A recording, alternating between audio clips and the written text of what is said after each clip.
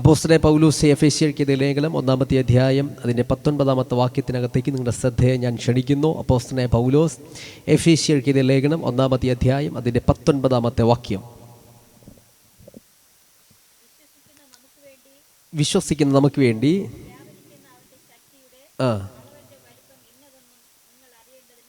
പ്രാർത്ഥിക്കുന്നു. എല്ലാ കണ്ണുകളും അടയ്ക്കാമോ? Thank you father, thank you father. എല്ലാ കണ്ണുകളും അടച്ച് കർത്താവിനോട് ഇന്നും പകലൊന്ന് സംസാരിപ്പാൻ കൃപയുള്ള എല്ലാ ദൈവമക്കളുടെ അധരങ്ങൾ തുറന്ന് അന്യഭാഷയിൽ സംസാരിക്കാൻ കൃപയുള്ള എല്ലാ നാവുകളും തുറന്ന് അല്പസമയം കർത്താവിനോടൊന്ന് സംസാരിക്കാമോ? ഇന്ന് പകൽ സ്വർഗം ഞങ്ങളോട് ഇടപെടണം. എല്ലാ അധരങ്ങളൊന്ന് തുറന്നാട്ടെ. കമോൺ, എല്ലാ നാവുകളൊന്ന് തുറന്ന് ചില സമയങ്ങൾ, ചില സെക്കൻഡുകൾ കർത്താവിനോടൊന്ന് സംസാരിച്ചാട്ടെ. അന്യഭാഷ പറയാൻ കൃപ ലഭിച്ച ദൈവമക്കളുണ്ടെങ്കിൽ ഇന്ന് പകലൊന്ന് അന്യഭാഷകളിൽ കർത്താവിനോടൊന്ന് സംസാരിച്ചാട്ടെ. Thank you father, thank you father, thank you father, thank you father. ലൈബ്ര സംതൽ ബഹൽ കുസ്മിനിയാൽ കദല ബൗഷസിയാന. Thank you father. അങ്ങയുടെ സാന്നിധ്യം ഞങ്ങളുടെ നടുവിൽ അങ്ങ് വ്യാപരിക്കുന്നതിനായി സ്തോത്രം. തുടർന്ന് നിമിഷങ്ങളിൽ പരിശുദ്ധാത്മാവ് ഞങ്ങളെ അങ്ങ് ലീഡ് ചെയ്യണമേ. ദൈവത്തിൻ്റെ വ്യത്യസ്ത ഇടപെടലുകൾ ഞങ്ങളുടെ നടുവിൽ അങ്ങ് വെളിപ്പെടുത്തണം. മനുഷ്യൻ്റെ പുറം കാണുമ്പോൾ സ്വർഗം മനുഷ്യൻ്റെ മനസ്സ് കാണുന്നവനാണല്ലോ. ഈ പകലും ഞങ്ങളെ പുറം കണ്ടിട്ടല്ല, ഞങ്ങളുടെ ഹൃദയം കണ്ട് സ്വർഗത്തിൻ്റെ ഇടപെടലുകൾ ഇന്ന് പകലുണ്ടാകാൻ പോകുന്നതിനായി നന്ദി. എൻ്റെ മുമ്പിലിരിക്കുന്ന ദൈവമക്കളെ മുഴുവനും ഞാൻ ഈ പകൽ ഏൽപ്പിക്കുകയാണ്. ഈ മീറ്റിംഗ് കഴിഞ്ഞ് എഴുന്നേൽക്ക് പോകുന്നതിന് മുമ്പ് അവരിൽ വെളിപ്പെടേണ്ട മുഴുവൻ വിടുതലുകളും ഈ പകലിൽ വെളിപ്പെടുവാൻ ഞാൻ കൽപ്പിക്കുകയാണ്. വചനം ഇവിടെ വെളിപ്പെടുമ്പോൾ ഇവിടെയും എവിടെയാണോ ദൈവശക്തി വ്യാപരിക്കപ്പെടേണ്ടത് അവിടെയും ഇന്നു പകൽ ദൈവശക്തിയുടെ പ്രദർശനശാലകൾ അങ്ങ് വെളിപ്പെടട്ടെ കർത്താവേ. വ്യത്യസ്ത വിടുതലുകൾ വെളിപ്പെടട്ടെ. ഇവർ വിട്ടേച്ചുമെന്ന കുടുംബങ്ങൾക്കകത്ത് വചനത്തിൻ്റെ ശക്തി ഇന്ന് പകൽ വെളിപ്പെടുവാൻ ഞങ്ങൾ പ്രാർത്ഥിക്കുകയാണ്. ഇവർ മുഴുവൻ മേഖലകളിലും ഇന്ന് പകൽ വചനത്തിൻ്റെ ശക്തി വെളിപ്പെടുവാൻ ഞങ്ങൾ പ്രാർത്ഥിക്കുന്നു. കർത്താവിൻ്റെ കരങ്ങളിലേക്ക് മുഴുവനായി ഏൽപ്പിക്കുകയാണ്. സ്വർഗം അത്ഭുതങ്ങളെ ചെയ്യണം യേശുവിൻ നാമത്തിൽ തന്നെ. ആമേൻ, ഹല്ലേലൂയ. അനുഗ്രഹിക്കപ്പെട്ട നല്ല പകലിനായി കർത്താവിന് സ്തോത്രം ചെയ്യുന്നു. നിങ്ങളെയൊക്കെ വീണ്ടും കാണാൻ കർത്താവ് ഒരുക്കിയ നല്ല അവസരത്തിനായി കർത്താവിന് നന്ദി പറയുന്നു. കർത്താവ് വൻ കാര്യങ്ങൾ നമുക്ക് വേണ്ടി പകൽ ചെയ്യട്ടെ. അപ്പോസ്തലനായ പൗലോസ് എഫേസ്യർക്ക് ലേഖനം എഴുതുമ്പോൾ 1-ാമത്തെ അധ്യായത്തിൻ്റെ 15-ാമത്തെ വാക്യം മുതൽ താഴോട്ടുള്ള വാക്യങ്ങൾ വായിച്ചു കഴിഞ്ഞാൽ മർമ്മപ്രധാനമായിട്ട് കാണാൻ പറ്റുന്ന കാര്യം അപ്പോസ്തലനായ പൗലോസിൻ്റെ പ്രാർത്ഥനയാണ്. അപ്പോസ്തലനായ പൗലോസിൻ്റെ പ്രാർത്ഥനയാണ്. ഒരു ചെറിയൊരു പ്രാർത്ഥനയാണ് 1-ാമത്തെ അധ്യായത്തിൽ കാണുന്നത്. അപ്പോസ്തലനായ പൗലോസിൻ്റെ ചെറിയൊരു പ്രാർത്ഥന. അപ്പോസ്തലനായ പൗലോസിൻ്റെ പ്രാർത്ഥന ഒന്ന് ശ്രദ്ധിച്ച് നോക്കിയേ. പൗലോസിൻ്റെ പ്രാർത്ഥന ശ്രദ്ധിച്ചു കഴിഞ്ഞാൽ അതിനകത്തൊരു അത്ഭുതം നിങ്ങൾക്ക് കാണാൻ കഴിയും. അതിനകത്തൊരു അത്ഭുതം, ഒരു വ്യത്യസ്തത നിങ്ങൾക്ക് കാണാൻ കഴിയും. നമ്മുടെ പ്രാർത്ഥനകൾ പോലെ ഒരു പ്രാർത്ഥനയല്ല അപ്പോസ്തലനായ പൗലോസിൻ്റെ പ്രാർത്ഥന. അപ്പോസ്തലനായ പൗലോസിൻ്റെ പ്രാർത്ഥന വളരെ വ്യത്യാസമാണ്. ആ 15-ാമത്തെ വാക്യം തൊട്ട് താഴോട്ട് വായിച്ചു കഴിഞ്ഞാൽ, വീട്ടിൽ പോയിരുന്ന് വായിച്ചു കഴിഞ്ഞാൽ നിങ്ങൾക്ക് മനസ്സിലാവും വ്യത്യസ്തമാണ് പൗലോസിൻ്റെ പ്രാർത്ഥന. പൗലോസിൻ്റെ പ്രാർത്ഥനയ്ക്കകത്തുള്ള വ്യത്യസ്തത എന്താണ്? പൗലോസിൻ്റെ പ്രാർത്ഥനയ്ക്കകത്ത് ഒരു വാക്കിൽ പോലും പൗലോസ് ഭൗതിക മേഖലകൾക്ക് വേണ്ടി ദൈവത്തോട് പ്രാർത്ഥിച്ചിട്ടില്ല. ഭൗതികമായിട്ടൊന്നും ദൈവത്തോട് ചോദിച്ചിട്ടില്ല. പൗലോസിൻ്റെ പ്രാർത്ഥന ഒന്ന് ശ്രദ്ധിച്ചാൽ അവിടെ കാണാൻ കഴിയുന്നു. അവൻ വെളിപ്പാടുണ്ടാകണം, ജ്ഞാനം ഉണ്ടാകണം, പരിജ്ഞാനം ഉണ്ടാകണം, ഹൃദയദൃഷ്ടി പ്രകാശിക്കുക, നിങ്ങളെ വിളിയാനുള്ള ആശ മനസ്സിലാക്കുക, വിശ്വസിക്കുന്ന നിങ്ങളിൽ വ്യാപരിക്കുന്ന ദൈവശക്തിയുടെ അളവറ്റ വലിപ്പം നിങ്ങൾ മനസ്സിലാക്കുക. ഇതൊക്കെയാണ് പൗലോസിൻ്റെ പ്രാർത്ഥന. പൗലോസ് പലയിടങ്ങളിലും പ്രാർത്ഥിക്കുന്നതായിട്ട് വേദപുസ്തകങ്ങൾക്കത് കാണുന്നുണ്ട്. എന്നാൽ പൗലോസിൻ്റെ മുഴുവൻ പ്രാർത്ഥന ഒന്ന് ശ്രദ്ധിക്കുക. മുഴുവനും ആത്മീക വർധനവിന് വേണ്ടിയാണ് പൗലോസിൻ്റെ പ്രാർത്ഥന. സഭകളിൽ ആത്മീക വർധനവുണ്ടാകും. മനുഷ്യൻ ദൈവസഭ ക്രിസ്തുവിൽ തികഞ്ഞവനായി മാറുക. ഇതൊക്കെ ഈ ഒറ്റ ലക്ഷ്യമാണ് പൗലോസിൻ്റെ പ്രാർത്ഥനകൾക്കകത്ത് കാണുന്നത്. എന്തുകൊണ്ട് പൗലോസ് ഭൗതികത്തിന് വേണ്ടി പ്രാർത്ഥിച്ചില്ല? ബാക്കി കാര്യങ്ങൾക്ക് വേണ്ടി പ്രാർത്ഥിക്കുമ്പോൾ മറ്റൊരു ചോദ്യം അവിടെ കിടക്കുക. എന്തുകൊണ്ട് പൗലോസ് ഭൗതികത്തിന് വേണ്ടി പ്രാർത്ഥിച്ചില്ല? ഇന്ന് പകൽ ഞാൻ നിങ്ങളോട് പറയുകയാണ്, നിങ്ങളൊന്ന് സഭയ്ക്ക് വേണ്ടി പ്രാർത്ഥിക്കാമോ എന്ന് ഞാൻ നിങ്ങളോട് ചോദിച്ചു കഴിഞ്ഞാൽ എനിക്ക് ഉറപ്പാണ് നിങ്ങൾ എഴുന്നേറ്റ് നിന്ന് ആൾക്കാർ പ്രാർത്ഥിക്കാൻ തുടങ്ങും. ഞങ്ങൾ സഭയുണ്ടാകണം, നമുക്ക് വാഹനമില്ലാത്തവർ വാഹനം ഉണ്ടാകണം, ജോലിയില്ലാത്തവർക്ക് ജോലി ഉണ്ടാകണം, സമ്പത്തില്ലാത്തവർക്ക് സമ്പത്തുണ്ടാകണം. 100% നിങ്ങൾ പ്രാർത്ഥിക്കും. എന്നാൽ പൗലോസ് ഒരിടത്ത് പോലും എന്തുകൊണ്ട് ഇത് പ്രാർത്ഥിച്ചില്ല എന്ന് ചോദിച്ചു കഴിഞ്ഞാൽ എനിക്ക് മനസ്സിലായ കാര്യം, പൗലോസിനൊരു രഹസ്യം അറിയാം, പൗലോസിനൊരു സത്യം അറിയാം. മക്കളെങ്കിലോ ഞാൻ സകലത്തിനോ അവകാശിയാണ്. സ്തോത്രം. മക്കളെങ്കിലോ അവകാശികളാണ്. മറ്റൊരിടത്ത് ബൈബിൾ വായിച്ചു വരുമ്പോൾ മറ്റൊരിടത്ത് ഇങ്ങനെ എഴുതിയിരിക്കുന്നു, ആദ്യമേ അവൻ്റെ രാജ്യവും നീതിയും അന്വേഷിക്കുക, അതോടുകൂടെ സകലതും നിങ്ങൾക്കുണ്ടാകും. ഈ രണ്ട് ബോധ്യം അകത്തുള്ളവൻ്റെ പ്രത്യേകതയാണ്. അവൻ ഭൗതികം ചോദിക്കത്തില്ല. കാരണം അവൻ അറിയാം, ഞാൻ മകനാണെങ്കിൽ ഞാൻ ഭൗതികം എൻ്റെ അരികിൽ വന്നിരിക്കും. ഈ ഒരൊറ്റ ഉറപ്പുള്ള പൗലോസ് ഒരു മേഖലയിലും ഭൗതികൾക്ക് വേണ്ടി പ്രാർത്ഥിക്കാറില്ല. കാരണം പൗലോസിൻ്റെ ഉറപ്പ് മക്കളെങ്കിലും അവകാശിയാണ്. ഞാൻ നിങ്ങളോടൊരു കാര്യം ചോദിക്കട്ടെ. എനിക്ക് എൻ്റെ അപ്പനുണ്ട്. എൻ്റെ അപ്പനൊരു 100 സെൻറ്റ് അല്ലെങ്കിൽ 1 ഏക്കർ വസ്തു ഉണ്ട് എന്നിരിക്കട്ടെ, അല്ലെങ്കിൽ 2 വീട് ഉണ്ടെന്നിരിക്കട്ടെ. ഞാൻ എന്നും രാവിലെ എൻ്റെ അപ്പനോട് പോയി ചോദിക്കുകയാണ്, അപ്പ എനിക്ക് ആ വീട് എൻ്റെ പേർക്ക് എഴുതി തരണം. അടുത്ത ദിവസം ഞാൻ വീണ്ടും പോയി എൻ്റെ അപ്പനോട് ചോദിക്കുകയാണ്, അപ്പ എനിക്ക് ആ വീട് എഴുതി തരണം. 3-ാമത്തെ ദിവസം ഞാൻ അപ്പനോട് പോയി ചോദിക്കുകയാണ്, അപ്പ എനിക്ക് ആ വീട് എഴുതി തരണം എന്ന് ഞാൻ ദിവസവും രാവിലെ പോയി ആ വീട് എഴുതി തരണമെന്ന് ചോദിച്ചു കഴിഞ്ഞാൽ അതിൻ്റെ അർത്ഥം അതിൻ്റെ യഥാർത്ഥ അവകാശി ഞാനാണ് എന്ന തിരിച്ചറിവ് എനിക്കില്ലായ്മയാണ്. എന്നാൽ എനിക്ക് അതിൻ്റെ എൻ്റെ അപ്പൻ്റെത് എൻ്റെതാണ് എന്നൊരുറപ്പ് എനിക്കുണ്ടെങ്കിൽ ഞാൻ എൻ്റെ അപ്പനോട് ചോദിക്കത്തില്ല. ഇത് തന്നെയാണ് സത്യത്തിൽ നമ്മളെ ഭൗതിക കാര്യങ്ങൾ പ്രാർത്ഥിക്കുന്നതിൻ്റെ ഏറ്റവും വലിയ കാരണം. ഇന്നും ഞാൻ മക്കളാണെന്ന തിരിച്ചറിവില്ലാത്തതുകൊണ്ടാണ്. എന്നാൽ പൗലോസ് പറയുന്നു, മക്കളെങ്കിലും നീ സകലത്തിനും അവകാശിയാണ്. ഈ പകൽ ഞാൻ അതുകൊണ്ട് ഞാൻ പറയും, ഇതിനകത്ത് പുത്രത്വത്തെക്കുറിച്ച് തിരിച്ചറിവുള്ള ദൈവമക്കൾ നമ്മുടെ നടുവിൽ എഴുന്നേറ്റ് വരണം. പുത്രത്വത്തെക്കുറിച്ച് തിരിച്ചറിവുള്ളവർ നമ്മുടെ നടുവിൽ എഴുന്നേറ്റ് കഴിഞ്ഞ് ഞാൻ വിശ്വസിക്കുന്നു, സമ്പത്ത് തേടി നീ പോകേണ്ടതായിട്ട് വരത്തില്ല, നിന്നെ തേടി സമ്പത്ത് വരും. ഉയർച്ച തേടി നീ പോകേണ്ടതായിട്ട് വരത്തില്ല, ഉയർച്ച നിന്നെ തേടി വരും.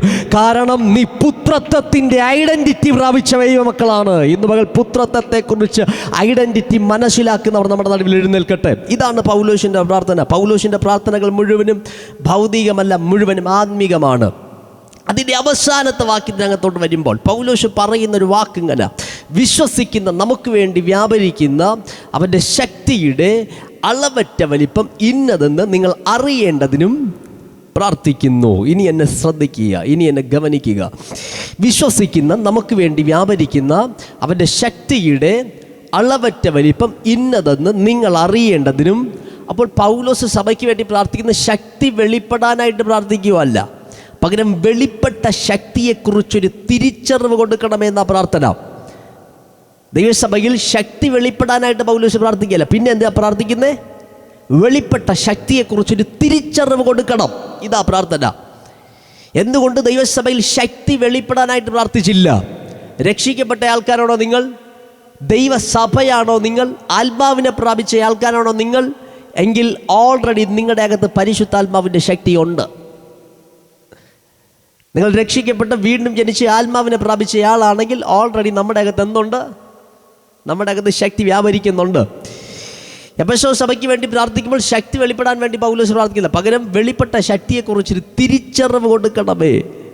വിശ്വസിക്കുന്ന നമുക്ക് വേണ്ടി വ്യാപരിക്കുന്നവൻ്റെ ശക്തിയുടെ അളവറ്റ വലിപ്പം ഇന്നതെന്ന് നിങ്ങൾ അറിയേണ്ടതിനും പ്രാർത്ഥിക്കുന്നു. അപ്പോൾ എന്താ പ്രാർത്ഥന? വെളിപ്പെട്ട ശക്തിയെക്കുറിച്ചൊരു തിരിച്ചറിവ് കൊടുക്കണം. സത്യം പറയാൽ നമ്മളിലൊക്കെ ശക്തി വ്യാപരിക്കുന്നുണ്ട്, പക്ഷെ നമ്മളിൽ വെളിപ്പെട്ട ശക്തിയെക്കുറിച്ച് അറിവില്ലാത്തത് കൊണ്ട് എന്തെല്ലാം ബന്ധനങ്ങൾക്കകത്തും എന്തെല്ലാം ചതിക്കപ്പെട്ടുകൊണ്ടിരിക്കുകയാണെന്ന് നമുക്കറിയോ. നമ്മളിൽ വ്യത്യസ്ത ശക്തി വ്യാപരിക്കുന്നുണ്ട്. ഇന്ന് പകലിൽ നിങ്ങളുടെ അകത്ത് വ്യത്യസ്ത അഭിഷേകമുണ്ട്, നിങ്ങളുടെ അകത്ത് വ്യത്യസ്ത ദൈവകൃപയുണ്ട്. പക്ഷേ നമ്മളിൽ വ്യാപരിക്കുന്ന ദൈവശക്തിയെക്കുറിച്ച് നമ്മൾ മനസ്സിലാക്കാത്ത കാലത്തോളം ഇതുകൊണ്ട് ഗുണമില്ല. നമ്മുടെ അകത്ത് ദൈവശക്തി വ്യാപരിക്കുന്നുണ്ടോ? ഇപ്പോൾ ചില ആൾക്കാർ പറയാറുണ്ട്, ആനയ്ക്ക് മത ഇളകുന്നത് എപ്പോഴാണെന്നറിയോ? ആനയ്ക്ക് മത ഇളകുന്നത് ആനയുടെ വലിപ്പം ആനയ്ക്ക് മനസ്സിലാകുമ്പോഴാണ്. അത്രയും നാൾ ആന ചിന്തിക്കുന്നത് ആനയുടെ മുമ്പിൽ ഒരു വടിയും കൊണ്ട് നടക്കുന്ന ഇവനാണ് വലുത്, അതുകൊണ്ട് ആ മനുഷ്യനൊരു വടിയെടുത്ത് അങ്ങോട്ട് പോകാൻ പറഞ്ഞാൽ ഈ മനുഷ്യൻ അങ്ങോട്ട് പോകും. അവിടെ നിന്ന് ഈ ആനയോട് പറയും ഇങ്ങോട്ട് പോകാൻ പറഞ്ഞാൽ വടിയെടുത്ത് ഇങ്ങോട്ട് പോകാൻ പറഞ്ഞാൽ ഇങ്ങോട്ട് പോകും. ഈ മനുഷ്യൻ എന്തൊക്കെ പറയും അത് ആന അനുസരിക്കും. പെട്ടെന്ന് ആനയ്ക്ക് ഒരു ദിവസം മനസ്സിലായി, ഇവനേക്കാളും എത്രയോ വലിപ്പമുള്ളവനാണ് ഞാൻ, എൻ്റെ കാലിൻ്റെ പകുതി പോലും ഇല്ലാത്തവനാണ് ഇവൻ, ഇവനേക്കാളും എത്രയോ വലിപ്പമുള്ളവനാണ് ഞാൻ. ഇത് മനസ്സിലാകുമ്പോഴാണ് ആനയ്ക്ക് മത ഇളകുന്നതെന്ന ചിലർ പറയുന്നത്. എൻ്റെ റിയാലിറ്റി എനിക്ക് അറിയത്തില്ല. ഇത് തന്നെ സത്യം പറയാൻ നമ്മുടെ ആത്മീയ ലൈഫിനകത്ത് നടക്കുന്ന കാര്യം ഇത് തന്നെ. നമ്മളിൽ ശക്തി വ്യാപരിക്കുന്നുണ്ട്, പക്ഷെ നമ്മളിൽ വ്യാപരിക്കുന്ന ശക്തിയെക്കുറിച്ച് നമുക്ക് തിരിച്ചറിവില്ല. നമ്മളിൽ വ്യാപരിക്കുന്ന ശക്തിയുടെ പ്രത്യേകത നമുക്കറിയത്തില്ല. എല്ലാ മീറ്റിങ്ങിന് വന്നിരുന്ന് കൈയടിക്കുന്നു, അന്യഭാഷ പറയുന്നു, പോകുന്നു. പക്ഷേ ഞാൻ പറയട്ടെ, നമ്മളിൽ വ്യാപരിക്കുന്ന അഭിഷേകവും നമ്മളിൽ വ്യാപരിക്കുന്ന ദൈവശക്തിയും വന്നിരുന്ന് കൈയടിക്കാൻ മാത്രമുള്ളതല്ല, വന്നിരുന്ന് അന്യഭാഷ പറയാൻ മാത്രമുള്ളതല്ല. ഒരു പ്രാർത്ഥന ഹാളിനകത്ത് മാത്രം വെളിപ്പെടുന്നതല്ല നമ്മുടെ അകത്ത് വെളിപ്പെടുന്ന അഭിഷേകം. ഒരു പ്രാർത്ഥന ഹാളിനകത്ത് മാത്രം ചലിക്കുന്നതല്ല നമ്മളിൽ വെളിപ്പെടുന്ന ദൈവശക്തി. ഞാൻ ഇന്ന് പകൽ വിശ്വസിക്കുന്നു, ഈ ശക്തിയെ നമ്മൾ മനസ്സിലാക്കിയാൽ നമ്മൾ ഇറങ്ങി നടക്കുന്ന തെരുവുകളിൽ പോലും ഈ ശക്തിയുടെ പ്രദർശനം വെളിപ്പെടും. ഞാൻ വിശ്വസിക്കുന്നു ഈ കാലഘട്ടത്തിൽ ചർച്ച് ഹാളുകൾക്കകത്ത് മാത്രമല്ല, തെരുവുകൾക്കകത്ത് പോലും പോയി ദൈവശക്തിയുടെ പ്രദർശനത്തെ വെളിപ്പെടുത്താൻ ഒരു തലമുറയെ ദൈവം ഇന്നു പകൽ എഴുന്നേൽപ്പിക്കട്ടെ. അത് വെളിപ്പെടണമെങ്കിൽ നമ്മളിൽ വ്യാപരിക്കുന്ന ദൈവശക്തി നമ്മൾ മനസ്സിലാക്കുക.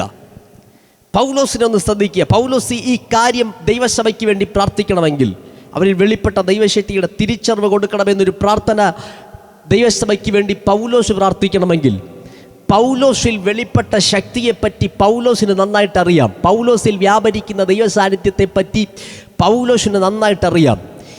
പൗലോസ് കയറിയ കൊരിന്ത് പട്ടണത്തെ ഒന്ന് ശ്രദ്ധിച്ച്, പൗലോസ് കയറിയ എഫെസോസ് പട്ടണങ്ങളെ ഒന്ന് ശ്രദ്ധിച്ച്.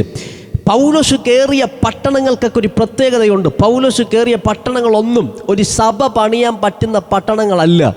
കൊരിന്ത് എന്ന പട്ടണം ഒന്ന് ശ്രദ്ധിച്ച്, ഒരു സഭ പണിയാൻ പറ്റുന്ന പട്ടണമല്ല കൊരിന്ത്. ഒരു സഭ എഴുന്നേൽപ്പിക്കാൻ പറ്റുന്ന പട്ടണമല്ല കൊരിന്ത്. നമുക്ക് പരസ്പരം പോലും നിന്ന് സംസാരിക്കാൻ പറ്റാത്ത മ്ലേച്ഛതകൾ നടക്കുന്ന പട്ടണമാണ് കൊരിന്ത്. അങ്ങനൊരു പട്ടണത്തിൽ പോയി ഒരു സഭ എഴുന്നേൽപ്പിക്കുക എന്ന് പറഞ്ഞാൽ അത് നടക്കുന്ന കാര്യമല്ല. എന്നാൽ കൊരിന്ത് സഭയെപ്പറ്റി ബൈബിൾ എഴുതിയിരിക്കുകയാണ്, ഒരു കൃപാവരത്തിനും കുറവില്ലാത്ത ദൈവസഭ കൊരിന്ത്. ഒരു സഭ പോലും എഴുന്നേൽക്കുമോ എന്ന് ചിന്തിച്ച മണ്ണിൽ ദൈവശക്തിയെ മനസ്സിലാക്കി ഒരു അഭിഷിക്തൻ അകത്തോട്ട് കയറിയപ്പോൾ അവിടെ എഴുന്നേറ്റ സഭയെപ്പറ്റി വേദപുസ്തകം എഴുതിയത് ഇങ്ങനെയാണ്: കൊരിന്ത് സഭയ്ക്കൊരു പ്രത്യേകതയുണ്ട്. ഏതോ ഒരു കൃപാവരത്തിനകത്ത് ഒതുക്കപ്പെട്ട സഭയല്ല, കൃപാവരങ്ങൾക്കൊന്നിനും കുറവില്ലാത്ത ദൈവസഭ. ഈ പകൽ ആത്മാവെന്നോട് കൈമാറുക. നിങ്ങളുടെ അകത്ത് വ്യാപരിക്കുന്ന ദൈവശക്തി മനസ്സിലാക്കാൻ ഒരുവന്റെ ഹൃദയത്തിന്റെ ദൃഷ്ടി ഇന്നു പകൽ തുറക്കപ്പെട്ടാൽ സ്വർഗം കൈമാറുക. ഏതൊക്കെ ഒരു നിയോഗത്തിനകത്ത് ഒതുങ്ങുന്നവരായിരിക്കത്തില്ല. അഭിഷേകത്തിന്റെ അടുത്ത ലെവലിൽ നിന്ന് മറ്റൊരു ലെവലിലേക്ക് കയറിപ്പോകുന്ന, ഒറ്റ വാക്കിൽ പറഞ്ഞാൽ പൗലോസ് പറയുന്നു, ഒരു കൃപാവരത്തിനും കുറവില്ലാത്ത ദൈവസഭ. ഞാൻ വിശ്വസിക്കുന്നു തിരുവനന്തപുരം പട്ടണത്തിനകത്ത് അവൻ രോഗികളുണ്ടെങ്കിൽ, നമ്മുടെ സഭകളിൽ രോഗികളുണ്ടെങ്കിൽ, ഈ രോഗികളെ സൗഖ്യമാക്കാൻ കൊരിന്ത് സഭയ്ക്കൊരു പ്രത്യേകതയുണ്ട്. രോഗിയെ സൗഖ്യമാക്കാൻ കൊരിന്ത് സഭയ്ക്കകത്ത് മറ്റൊരു സ്പെഷ്യലിസ്റ്റിനെ വിളിക്കേണ്ട കാര്യം വന്നിട്ടില്ല. ഒരുവൻ്റെ ഭൂതം അവൻ ഇളകിയാൽ ആ ഭൂതത്തെ പുറത്താക്കാൻ അടുത്ത പട്ടണത്തിൽ നിന്ന് മറ്റൊരു അഭിഷേകത്തിനെ വിളിക്കേണ്ട ഗതികേട് കൊരിന്ത് സഭയ്ക്കകത്തില്ല. എന്താ കാരണമെന്നറിയാമോ? കൊരിന്ത് സഭയുടെ പ്രത്യേകത, കൊരിന്ത് സഭയിൽ ഭൂതത്തെ പുറത്താക്കുന്നവനുണ്ട്, കൊരിന്ത് സഭയിൽ രോഗിയെ സൗഖ്യമാക്കുന്നവനുണ്ട്, കൊരിന്ത് സഭയിൽ അന്യഭാഷ വ്യാഖ്യാനിക്കുന്നവനുണ്ട്, കൊരിന്ത് സഭയിൽ അവൻ പ്രവചിക്കുന്നവനുണ്ട്, കൊരിന്ത് സഭയിൽ വെളിപ്പാട് കാണുന്നവനുണ്ട്. ഒന്നിനും കുറവില്ലാത്തൊരു ദൈവസഭ, തിരിച്ചറിവുള്ള അഭിഷേകമായി അകത്ത് കയറിയ അഭിഷിക്തനിലൂടെ കൊരിന്തിൽ എഴുന്നേൽപ്പിച്ചെങ്കിൽ ഈ പകൽ സ്വർഗം അടിവരയിട്ട് കൈമാറുക. തിരുവനന്തപുരം പട്ടണത്തിൽ പ്രവചനം മാത്രമല്ല, രോഗസൗഖ്യം മാത്രമല്ല, ഭൂതശാന്തി മാത്രമല്ല, ഒരുമിച്ച് സകലതും ഓപ്പറേറ്റ് ചെയ്യുന്ന ഒരു കൂട്ടത്തെ ദൈവം ഇന്ന് പകൽ എഴുന്നേൽപ്പിക്കട്ടെ. സ്തോത്രം, സ്തോത്രം, സ്തോത്രം, സ്തോത്രം. ഏതോ ഒന്നിനകത്ത് ഒതുങ്ങാനല്ല ദൈവം നമ്മളെ വിളിച്ചത് എന്ന സത്യം ഇന്നു പകൽ ദൈവസഭ മനസ്സിലാക്കുക. എനിക്ക് കാണാൻ പറ്റിയ ഒരു കാര്യം ഞാൻ പറയാം. ഒരുവൻ്റെ അകത്ത് പ്രവചനത്തിൻ്റെ അഭിഷേകം വെളിപ്പെട്ടാൽ പിന്നെ പ്രവചനത്തിൻ്റെ പുറകെ മാത്രം നിൽക്കുന്ന ആൾക്കാരെ ഞാൻ കണ്ടുണ്ട്. മറ്റൊന്നിലേക്കും കണ്ണോടിക്കാതെ പ്രവാചകൻ എന്ന നിലയിൽ പോകുന്നവരെ ഞാൻ കണ്ടുണ്ട്. രോഗികളെ സൗഖ്യമാക്കുന്ന ഒരു അഭിഷേകം ചിലരിൽ വെളിപ്പെട്ടാൽ പിന്നെ രോഗികളുടെ പുറകെ മാത്രം പോകുന്ന ചിലരെ ഞാൻ കണ്ടിട്ടുണ്ട്. അവൻ ഭൂതങ്ങളെ പുറത്താക്കേണ്ട ഒരു ദൈവ സാന്നിധ്യം, ഒരു നിയോഗം നമ്മുടെ മേൽ വെളിപ്പെട്ട പിന്നെ ഭൂതങ്ങളുടെ പുറകെ മാത്രം പോകുന്ന ചിലരെ ഞാൻ കണ്ടുണ്ട്. എന്നാൽ ഇന്നു പകൽ പുതിയ നിയമ ദൈവസഭ മനസ്സിലാക്കുക, ഏതോ ഒരു അഭിഷേകത്തിനകത്ത് ഒതുങ്ങേണ്ടവനല്ല പുതിയ നിയമ ദൈവസഭ. ദൈവത്തിന്റെ കയ്യിൽ എന്തൊക്കെ ഗിഫ്റ്റ് ഉണ്ടോ അത് മുഴുവനും ഓപ്പറേറ്റ് ചെയ്യുന്ന ഒരു തലമുറയ്ക്ക് വേണ്ടി ഇന്നു പകൽ ദൈവം വെയിറ്റ് ചെയ്യുകയാ. ഞാൻ വിശ്വസിക്കുന്നു ഈ ആലയത്തിനകത്ത് അങ്ങനെ ചിലർ എഴുന്നേറ്റ് വരട്ടെ, സകലതും ഓപ്പറേറ്റ് ചെയ്യാൻ. സ്തോത്രം, സ്തോത്രം, സ്തോത്രം, സ്തോത്രം. അപ്പോസ്തലനായ പൗലോസ് പ്രാർത്ഥിക്കുക, ഈ ശക്തിയുടെ തിരിച്ചറിവ് ദൈവസഭയ്ക്കുണ്ടാകണം. എന്ന് പറഞ്ഞാൽ ഒരു സഭ പോലും പണിയാൻ പറ്റുന്ന ഇടത്തല്ല പൗലോസ് കയറുന്നത്. എഫെസോസ് എന്ന പട്ടണത്തിനകത്തേക്ക് പൗലോസ് കയറി ചെല്ലുക. എഫെസോസ് എന്ന പട്ടണത്തിനകത്തേക്ക് പൗലോസ് കയറുമ്പോൾ അവിടെ ഒരു സ്ത്രീ വ്യാപരിക്കുന്ന പട്ടണമാണ്. ഒരു പ്രത്യേക പൈശാചിക ശക്തി ചലിക്കപ്പെടുന്ന പട്ടണമാണ്. നിങ്ങളൊന്ന് ശ്രദ്ധിച്ചേ, ആ പട്ടണത്തിനകത്ത് പൗലോസ് കയറിയപ്പോൾ അവിടെ വ്യാപരിച്ച പൈശാചിക ശക്തി ഈ പൗലോസിനെ ഒതുക്കിയതായിട്ട് വേദപുസ്തകം പറയുന്നുണ്ടോ? ഇല്ല. പകരം താൻ അങ്ങോട്ട് കയറിയതും തന്നിലെ ശക്തി പട്ടണത്തിനകത്ത് വ്യാപരിക്കാൻ തുടങ്ങിയതിന് ശേഷം അവൻ പട്ടണത്തിൽ ചലിച്ച ദുരാത്മാവ് പൊളിയുകയും തന്നിലൂടെ സഭ എഴുന്നേൽക്കുകയും ചെയ്തു. അല്ലാതെ താൻ അവിടെ കയറിയപ്പോൾ ആ പട്ടണത്തിൻ്റെ രാജാവായിരുന്ന ശക്തി കയറിയ ഇവനെ ഒതുക്കിയതായിട്ട് വേദപുസ്തകം പറയുന്നില്ല. അകത്ത് വ്യാപരിക്കുന്ന ശക്തി മനസ്സിലാക്കിയവൻ എഫെസോസിനകത്ത് കാല് വെച്ചപ്പോൾ എഫെസോസിലെ ശക്തി പൊളിയുകയോ അവിടെ ദൈവസഭ ശക്തിയോടെ എഴുന്നേൽക്കുകയും ചെയ്തു. ഞാൻ വിശ്വസിക്കുന്നു പകൽ ഒരിടത്തും നിന്നെ ഉറപ്പിക്കത്തില്ലെന്ന് പിശാച് പല മേഖലയിലും വെല്ലുവിളിച്ചേക്കാം. പക്ഷെ ഇന്നു പകൽ നിന്നിൽ വ്യാപരിക്കുന്ന ശക്തി ഒന്ന് മനസ്സിലാക്കി എഴുന്നേൽക്ക്. സ്വർഗമിടപെടുക. അതേ പട്ടണത്തിൽ തന്നെ, അതേ ദേശത്ത് തന്നെ ഒരത്ഭുതം നിന്നിലൂടെ സംഭവിക്കാൻ പോകുകയാ. വിശ്വസിക്കുന്നുണ്ടോ? നിങ്ങൾ പാർക്കുന്ന പട്ടണം ഏതാണെന്ന് എനിക്കറിയത്തില്ല, നിങ്ങൾ നിൽക്കുന്ന ഇടം ഏതാണെന്ന് എനിക്കറിയത്തില്ല. പക്ഷെ ഞാൻ ഒരു കാര്യം ആത്മാവിൽ ഉറപ്പ് തരാം, നിന്റെ അകത്ത് വ്യാപരിക്കുന്ന അഭിഷേകത്തിൻ്റെ മുമ്പിൽ, നിങ്ങളുടെ അകത്ത് വെളിപ്പെട്ട ദൈവശക്തിയുടെ മുമ്പിൽ ഒരു ദുരാത്മാവിനും ജയിക്കാൻ പറ്റുകയില്ല. ഒരു പൈശാചിക ശക്തികൾക്കും ജയിക്കാൻ പറ്റുകയില്ല. ഈ ദൂത് ഞാൻ പറയുമ്പോൾ സ്വർഗമനോട് കൈമാറുന്ന ഒരു പ്രവചനം ഞാൻ പറയാം. ഒരിക്കലും ഉയരത്തില്ലെന്ന് പറഞ്ഞ അതേ പട്ടണത്തിൽ നിന്റെ ഉയർച്ച വെളിപ്പെട്ട് വരാൻ പോകുക. ഒരിക്കലും എഴുന്നേൽക്കത്തില്ലെന്ന് പറഞ്ഞ അതേ മണ്ണിൽ നിന്റെ തല എഴുന്നേറ്റ് വരാൻ പോകുക. ഈ പകൽ അഭിഷേകം നിന്നെ ആള് മാറ്റുന്നവനാണ്. സ്തോത്രം, സ്തോത്രം, സ്തോത്രം. ഞാൻ വിശ്വസിക്കുന്നു അഭിഷേകമുള്ള തലമുറകൾ കയറിയ ഇടകളിൽ ഒതുങ്ങിയതായിട്ട് വേദപുസ്തകം പറയുന്നില്ല. ഒതുക്കാൻ നോക്കിയതിനെ പൊട്ടിച്ചതായി വേദപുസ്തകം പറയുന്നു. ബൈബിൾ ഒന്ന് ഉടനീളം പഠിച്ചു നോക്കിയ ദൈവസാന്നിധ്യമുള്ള ദൈവശക്തിയുള്ള അഭിഷിക്തന്മാരെ എവിടെയൊക്കെയോ എത്രയോ പേർ ഒതുക്കാൻ നോക്കിയിട്ടുണ്ട്. ചരിത്രം പറയുന്നു, ഒരിക്കൽ ഒരു അഭിഷിക്തനെ തിളയ്ക്കുന്ന എണ്ണയ്ക്കകത്തേക്ക് എടുത്തിട്ടു. വെള്ളത്തിലേക്കല്ല, കടലിലേക്കല്ല, എണ്ണ തിളപ്പിച്ചിട്ട് ആ എണ്ണയ്ക്കകത്തേക്ക് അവൻ ക്രിസ്തുവിനെ ചുമക്കുന്ന ഒരു അഭിഷിക്തനെ ഒരിക്കൽ തള്ളി. എണ്ണയ്ക്കകത്ത് വീണ് കഴിയാൻ നമുക്കറിയാം, പിന്നെ അവൻ ജീവനോടെ എഴുന്നേൽക്കുന്നത് അസാധ്യമായ കാര്യമാണ്, ഒരിക്കലും നടക്കാത്ത കാര്യമാണ്. എന്നാൽ ചരിത്രത്തിനകത്ത് എഴുതി വെച്ചേക്കുക, എണ്ണയ്ക്കകത്തവൻ കരിഞ്ഞു പോയെന്നല്ല, ഒരു ഡൊമീഷ്യൻ ചക്രവർത്തിക്ക് അവനെ കൊല്ലാൻ പറ്റാത്ത രീതിയിൽ ആ എണ്ണയ്ക്കകത്ത് അഭിഷിക്തന്മാർ എഴുന്നേറ്റ് നിന്ന് നൃത്തം ചെയ്തെങ്കിൽ ഇന്ന് പകൽ വിശ്വസിക്കാമോ, ഏത് വിഷയം എനിക്കെതിരെ എഴുന്നേറ്റാലോ അതിനെ ഭേദിക്കുന്ന ഒരു അഭിഷേകം ഈ പകൽ എൻ്റെ തലയ്ക്ക് മീതെ വീണാൽ ഞാൻ വിശ്വസിക്കുന്നു പിശാചിന്റെ പദ്ധതികളെ പൊളിക്കുന്ന ഒരു ദൈവകൃപ ഈ പകൽ ആരിലൊക്കെയോ വീഴുകയാണ്. പിശാച് ഒരുക്കുന്ന തന്ത്രങ്ങളെ പൊട്ടിക്കുന്ന ഒരു ദൈവകൃപ ഈ പകൽ ആരിലൊക്കെയോ ചലിക്കുകയാണ്. ഏതൊക്കെയോ ഡൊമീഷ്യൻ ചക്രവർത്തി നിനക്കെതിരെ എഴുതി വെച്ച തിരുത്തികളെ ഇന്ന് പകൽ മാറ്റി എഴുതിക്കാൻ കഴിവുള്ള ഒരു ദൈവ സാന്നിധ്യം ഈ പകൽ ആരിലൊക്കെയോ ദൈവാത്മാവ് ഇന്ന് പകൽ ഇട്ടു തുടങ്ങുന്നു. നീ തകരപ്പെടേണ്ടവനല്ല, നീ എഴുന്നേറ്റ് നിൽക്കുന്ന സീസൺ, നീ എഴുന്നേറ്റ് നിൽക്കുന്ന സമയം അത് വിദൂരമല്ല. ഇന്ന് പകൽ എവിടെയൊക്കെയോ ദൈവശക്തി നമുക്ക് വേണ്ടി വ്യാപരിക്കട്ടെ. നമ്മുടെ അകത്ത് വ്യാപരിക്കുന്ന ദൈവശക്തി മനസ്സിലാക്കുക. നമ്മുടെ അകത്ത് വ്യാപരിക്കുന്ന ദൈവശക്തി മനസ്സിലാക്കുക. നമ്മുടെ അകത്ത് വ്യാപരിക്കുന്ന ദൈവശക്തിയെ മനസ്സിലാക്കാത്ത കാലത്തോളം സത്യത്തിൽ എന്നും ബന്ധനം, എന്നും കെട്ട്, എന്നും പോരാട്ടം. അടുത്ത പ്രാർത്ഥനയിലും വന്ന് പറയുന്നത് പോരാട്ടം എന്നാ. അന്നും നമ്മൾ പ്രാർത്ഥിച്ചു വിടും, പിന്നെ അത് കഴിഞ്ഞിട്ട് വീണ്ടും വന്നെന്ന് പറയും പോരാട്ടം, വീണ്ടും വന്നെന്ന് പറയും സ്തോത്രം, സ്തോത്രം. അകത്ത് വ്യാപരിക്കുന്ന ശക്തിയെ മനസ്സിലാക്കുക, അകത്ത് വ്യാപരിക്കുന്ന ശക്തിയെ മനസ്സിലാക്കുക. ഒരിക്കൽ യോഹന്നാൻ ലേഖനം എഴുതുക. യോഹന്നാൻ തൻ്റെ ലേഖനം എഴുതുമ്പോൾ തൻ്റെ ലേഖനത്തിനകത്ത് ഒരിക്കൽ ഇങ്ങനൊരു ആശയം പങ്കുവെച്ചു. താൻ ഇങ്ങനെയാണ് പറയുന്നത്, എന്നിലുള്ളവൻ ലോകത്തുള്ളവനേക്കാൾ വലിയവൻ. ആര് പറഞ്ഞ വാക്കാണ്? യോഹന്നാൻ തൻ്റെ ലേഖനത്തിനകത്ത് എഴുതുകയാണ്, എന്നിലുള്ളവൻ ലോകത്തുള്ളവനേക്കാൾ വലുതാണ്, ലോകത്തുള്ളതിനേക്കാൾ വലുതാണ് എൻ്റെ അകത്തിരിക്കുന്നത്. യോഹന്നാൻ പറയണമെങ്കിൽ യോഹന്നാൻ്റെ അകത്ത് അങ്ങനൊരു തിരിച്ചറിവുണ്ട്. എന്താ? എൻ്റെ അകത്തിരിക്കുന്നതാണ് വലുത്. ഞാൻ ലോകത്ത് കാണുന്ന ഒന്നുമല്ല വലുത്, എൻ്റെ അകത്ത് വെളിപ്പെട്ട ക്രിസ്തുവാണ് വലുത്. എൻ്റെ അകത്തിരിക്കുന്നവനാണ് വലുത്, മറ്റൊന്നുമല്ല വലുത്, എൻ്റെ അകത്തിരിക്കുന്നവനാണ് വലുത്. ഒരിക്കൽ ഈ ഉറപ്പുള്ള യോഹന്നാന്, ഡൊമീഷ്യൻ ചക്രവർത്തി, അങ്ങനെ ഒരു മനുഷ്യൻ ഈ യോഹന്നാനെ പിടിച്ച് അവൻ പത്മോസിനകത്ത് നാട് കടത്തിയ കാര്യം നമുക്കെല്ലാവർക്കും അറിയാം അല്ലേ? പത്മോസിനകത്ത് നാട് കടത്തുന്ന യോഹന്നാൻ്റെ മുഖം ഒന്ന് നോക്കിയേ. ഡൊമീഷ്യൻ ചക്രവർത്തി യോഹന്നാനെ നാട് കടത്തി പത്മോസിനകത്തോട്ട് കയറ്റി വിടുക. ആർക്കേലും ഇനി യോഹന്നാനെ കാണണമെങ്കിൽ അവസാനം നോക്കുന്നു കാണാം എന്നൊക്കെ ചിന്തിച്ച് പോയിരുന്നത് യോഹന്നാൻ എന്തായാലും കയറ്റി വിട്ടു.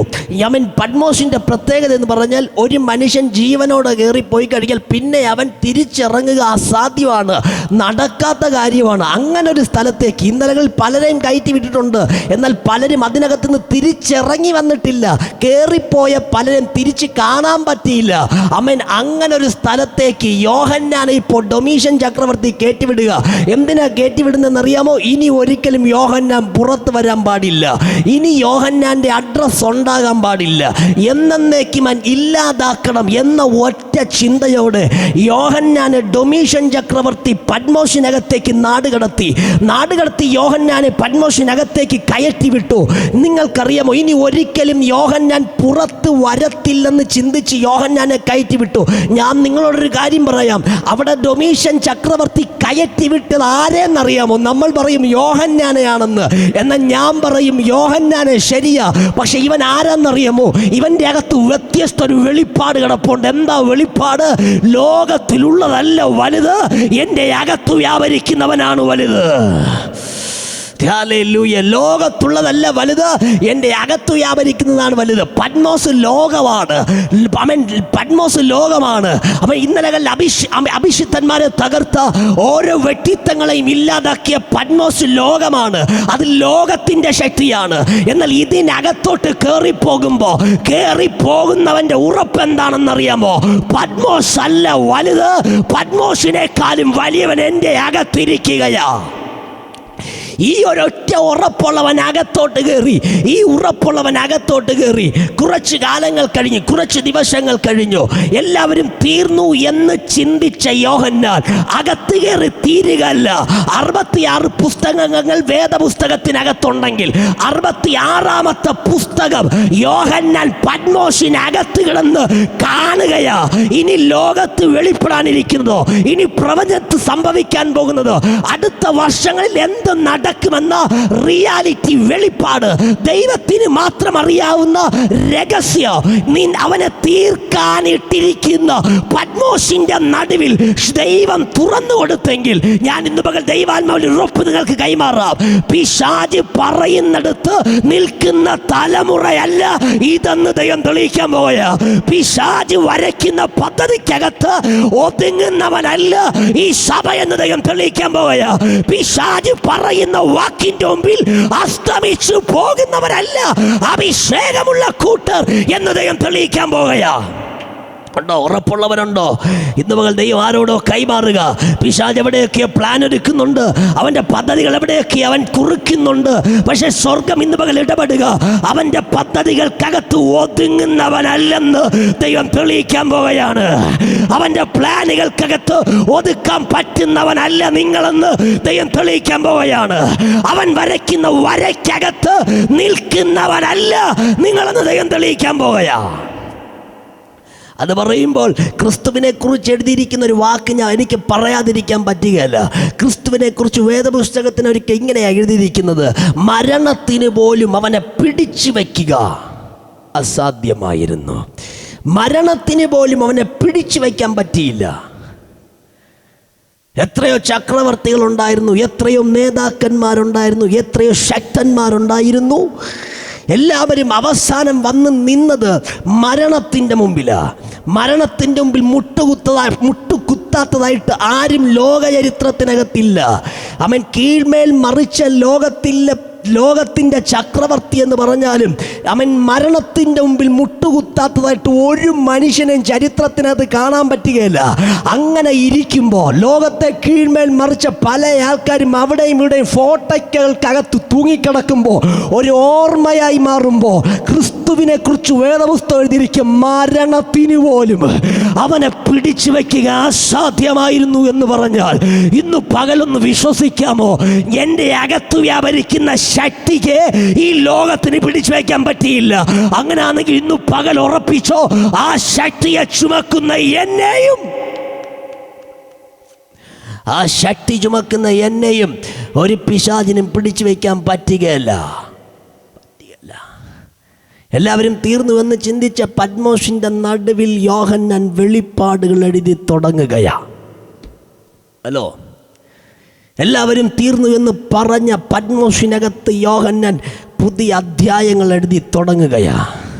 ഇനി ഒരിക്കലും യോഹന്നാൻ പുറത്ത് വരത്തില്ലെന്ന് ചിന്തിച്ചുകൊണ്ടിരിക്കുമ്പോൾ പെട്ടെന്നൊരു ദിവസം എല്ലാവരുടെയും കണ്ണ് ചിമ്മുമാറ് യോഹന്നാൻ പത്മോസിനകത്ത് ഇറങ്ങി വരിക. അവൻ വെറും കൈയോടെ ഇറങ്ങി വരിക അല്ല, ലോകത്തോട് വിളിച്ചു പറയാനുള്ള ഒരു കൂട്ടം വെളിപ്പാടുകളുമായി പത്മോസിനകത്ത് നിന്ന് സ്വർഗം അവനൊരു ജയാളിയെ പോലെ ഇറക്കിക്കൊണ്ടുവന്നു. ഇന്ന് പകൽ എത്ര പേർക്ക് ഉറപ്പുണ്ട്, ഒരു സമയം ഞാൻ എവിടെയോ മറയപ്പെട്ടു, ഒരു സമയം ദൈവം എന്നെ എവിടെയോ ഹൈഡാക്കി വെച്ചു, ഒരു സമയം എൻ്റെ പേര് പുറത്തു വരാതിരുന്നു. എന്നാൽ ആത്മാവ് ഇടപെടുക.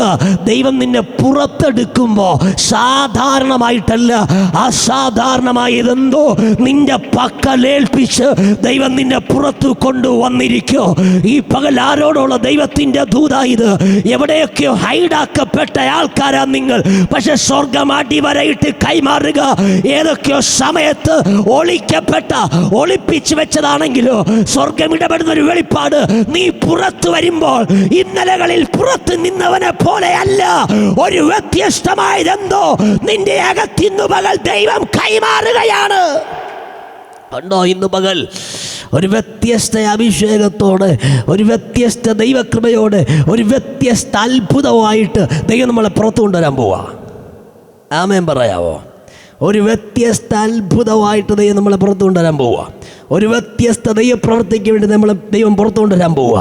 ഒരുപാട് നാളുകൊണ്ട് പ്രാർത്ഥിക്കുന്ന ആൾക്കാരാണ് നമ്മൾ, ഒരുപാട് നാളുകൊണ്ട് കരയുന്ന ആൾക്കാരാണ് നമ്മൾ. പക്ഷേ എവിടെയൊക്കെയോ പുറത്തു വരാൻ കഴിയാതെ, എവിടെയൊക്കെയോ ഒതുക്കപ്പെട്ടു. ആത്മാവ് ഇന്ന് പകൽ ഇടപെടുക. ഇനി പുറത്ത് വന്നാൽ അത് വ്യത്യസ്ത നിയോഗത്തോടെ ആയിരിക്കോ. ഇനി പുറത്ത് വന്നാൽ അത് വ്യത്യസ്ത അത്ഭുതങ്ങൾക്ക് വേണ്ടിയായിരിക്കോ. ഇനി ദൈവം നിന്നെ പുറത്തെടുത്താൽ ഇന്നലകളിൽ ഉണ്ടായ കാര്യങ്ങൾ ആവർത്തിക്കാനായിട്ടല്ല, ഇതുവരെ ഉണ്ടാകാത്ത കാര്യങ്ങൾ അവൻ വെളിപ്പെടുത്തുന്നവനാക്കി ഒരു വ്യത്യസ്ത നിയോഗത്തോടെ ഈ പകൽ ചിലരെ പുറത്തെടുക്കുന്ന ഒരു ദൈവത്തിന്റെ അധികാരം ഇതിന്റെ നടുവിൽ വ്യാപരിക്കപ്പെടുകയാ. ഞാൻ വിശ്വസിക്കുന്നു ഇന്ന് പകൽ അങ്ങനെ ചിലരിന്റെ നടുവിൽ ഇരിപ്പുണ്ട്. ഇവന്റെ അകത്തെ ഉറപ്പെന്തെന്നറിയാമോ? അവൻ പത്മോസിനകത്ത് തീർക്കാൻ നിൽക്കുന്ന വിഷജന്തുക്കളോ തീർക്കാൻ നിൽക്കുന്ന പൈശാചിക ശക്തികളോ അല്ല വലുത്, അതിനേക്കാളും വലിയവൻ എൻ്റെ അകത്തിരിക്കുകയാണ്. അതിനേക്കാളും വലിയവൻ എൻ്റെ ഉള്ളിലിരിക്കുകയാണ്. ഇതാണ് യോഹന്നാൻ്റെ അകത്തെ അവൻ വെളിപ്പാട്, തൻ്റെ ഹൃദയത്തിനകത്ത് പതിയപ്പെട്ട വെളിപ്പാട്. എന്നിലുള്ളവൻ ലോകത്തുള്ളവനേക്കാൾ വലിയവൻ. ഇതാണ് യോഹന്നാൻ്റെ അകത്തെ വെളിപ്പാട്. എന്നിലുള്ളവൻ, ഞാനൊരു കാര്യം പറയാം, എന്നിലുള്ളവൻ ലോകത്തുള്ളവനേക്കാൾ വലിയവൻ എന്ന ഈ ഒറ്റ വാക്ക് ദിവസം 10 പ്രാവശ്യം പറഞ്ഞ് നോക്ക്, നിങ്ങൾ പോകുന്നിടത്ത് അത്ഭുതം സംഭവിക്കും. അടഞ്ഞ വഴിയുടെ മുമ്പിൽ പോയി നിന്നിട്ട് യേശുവിൻ്റെ നാമത്തിൽ പറഞ്ഞ എന്നിലുള്ളവൻ ലോകത്തുള്ളവനേക്കാൾ വലിയവൻ.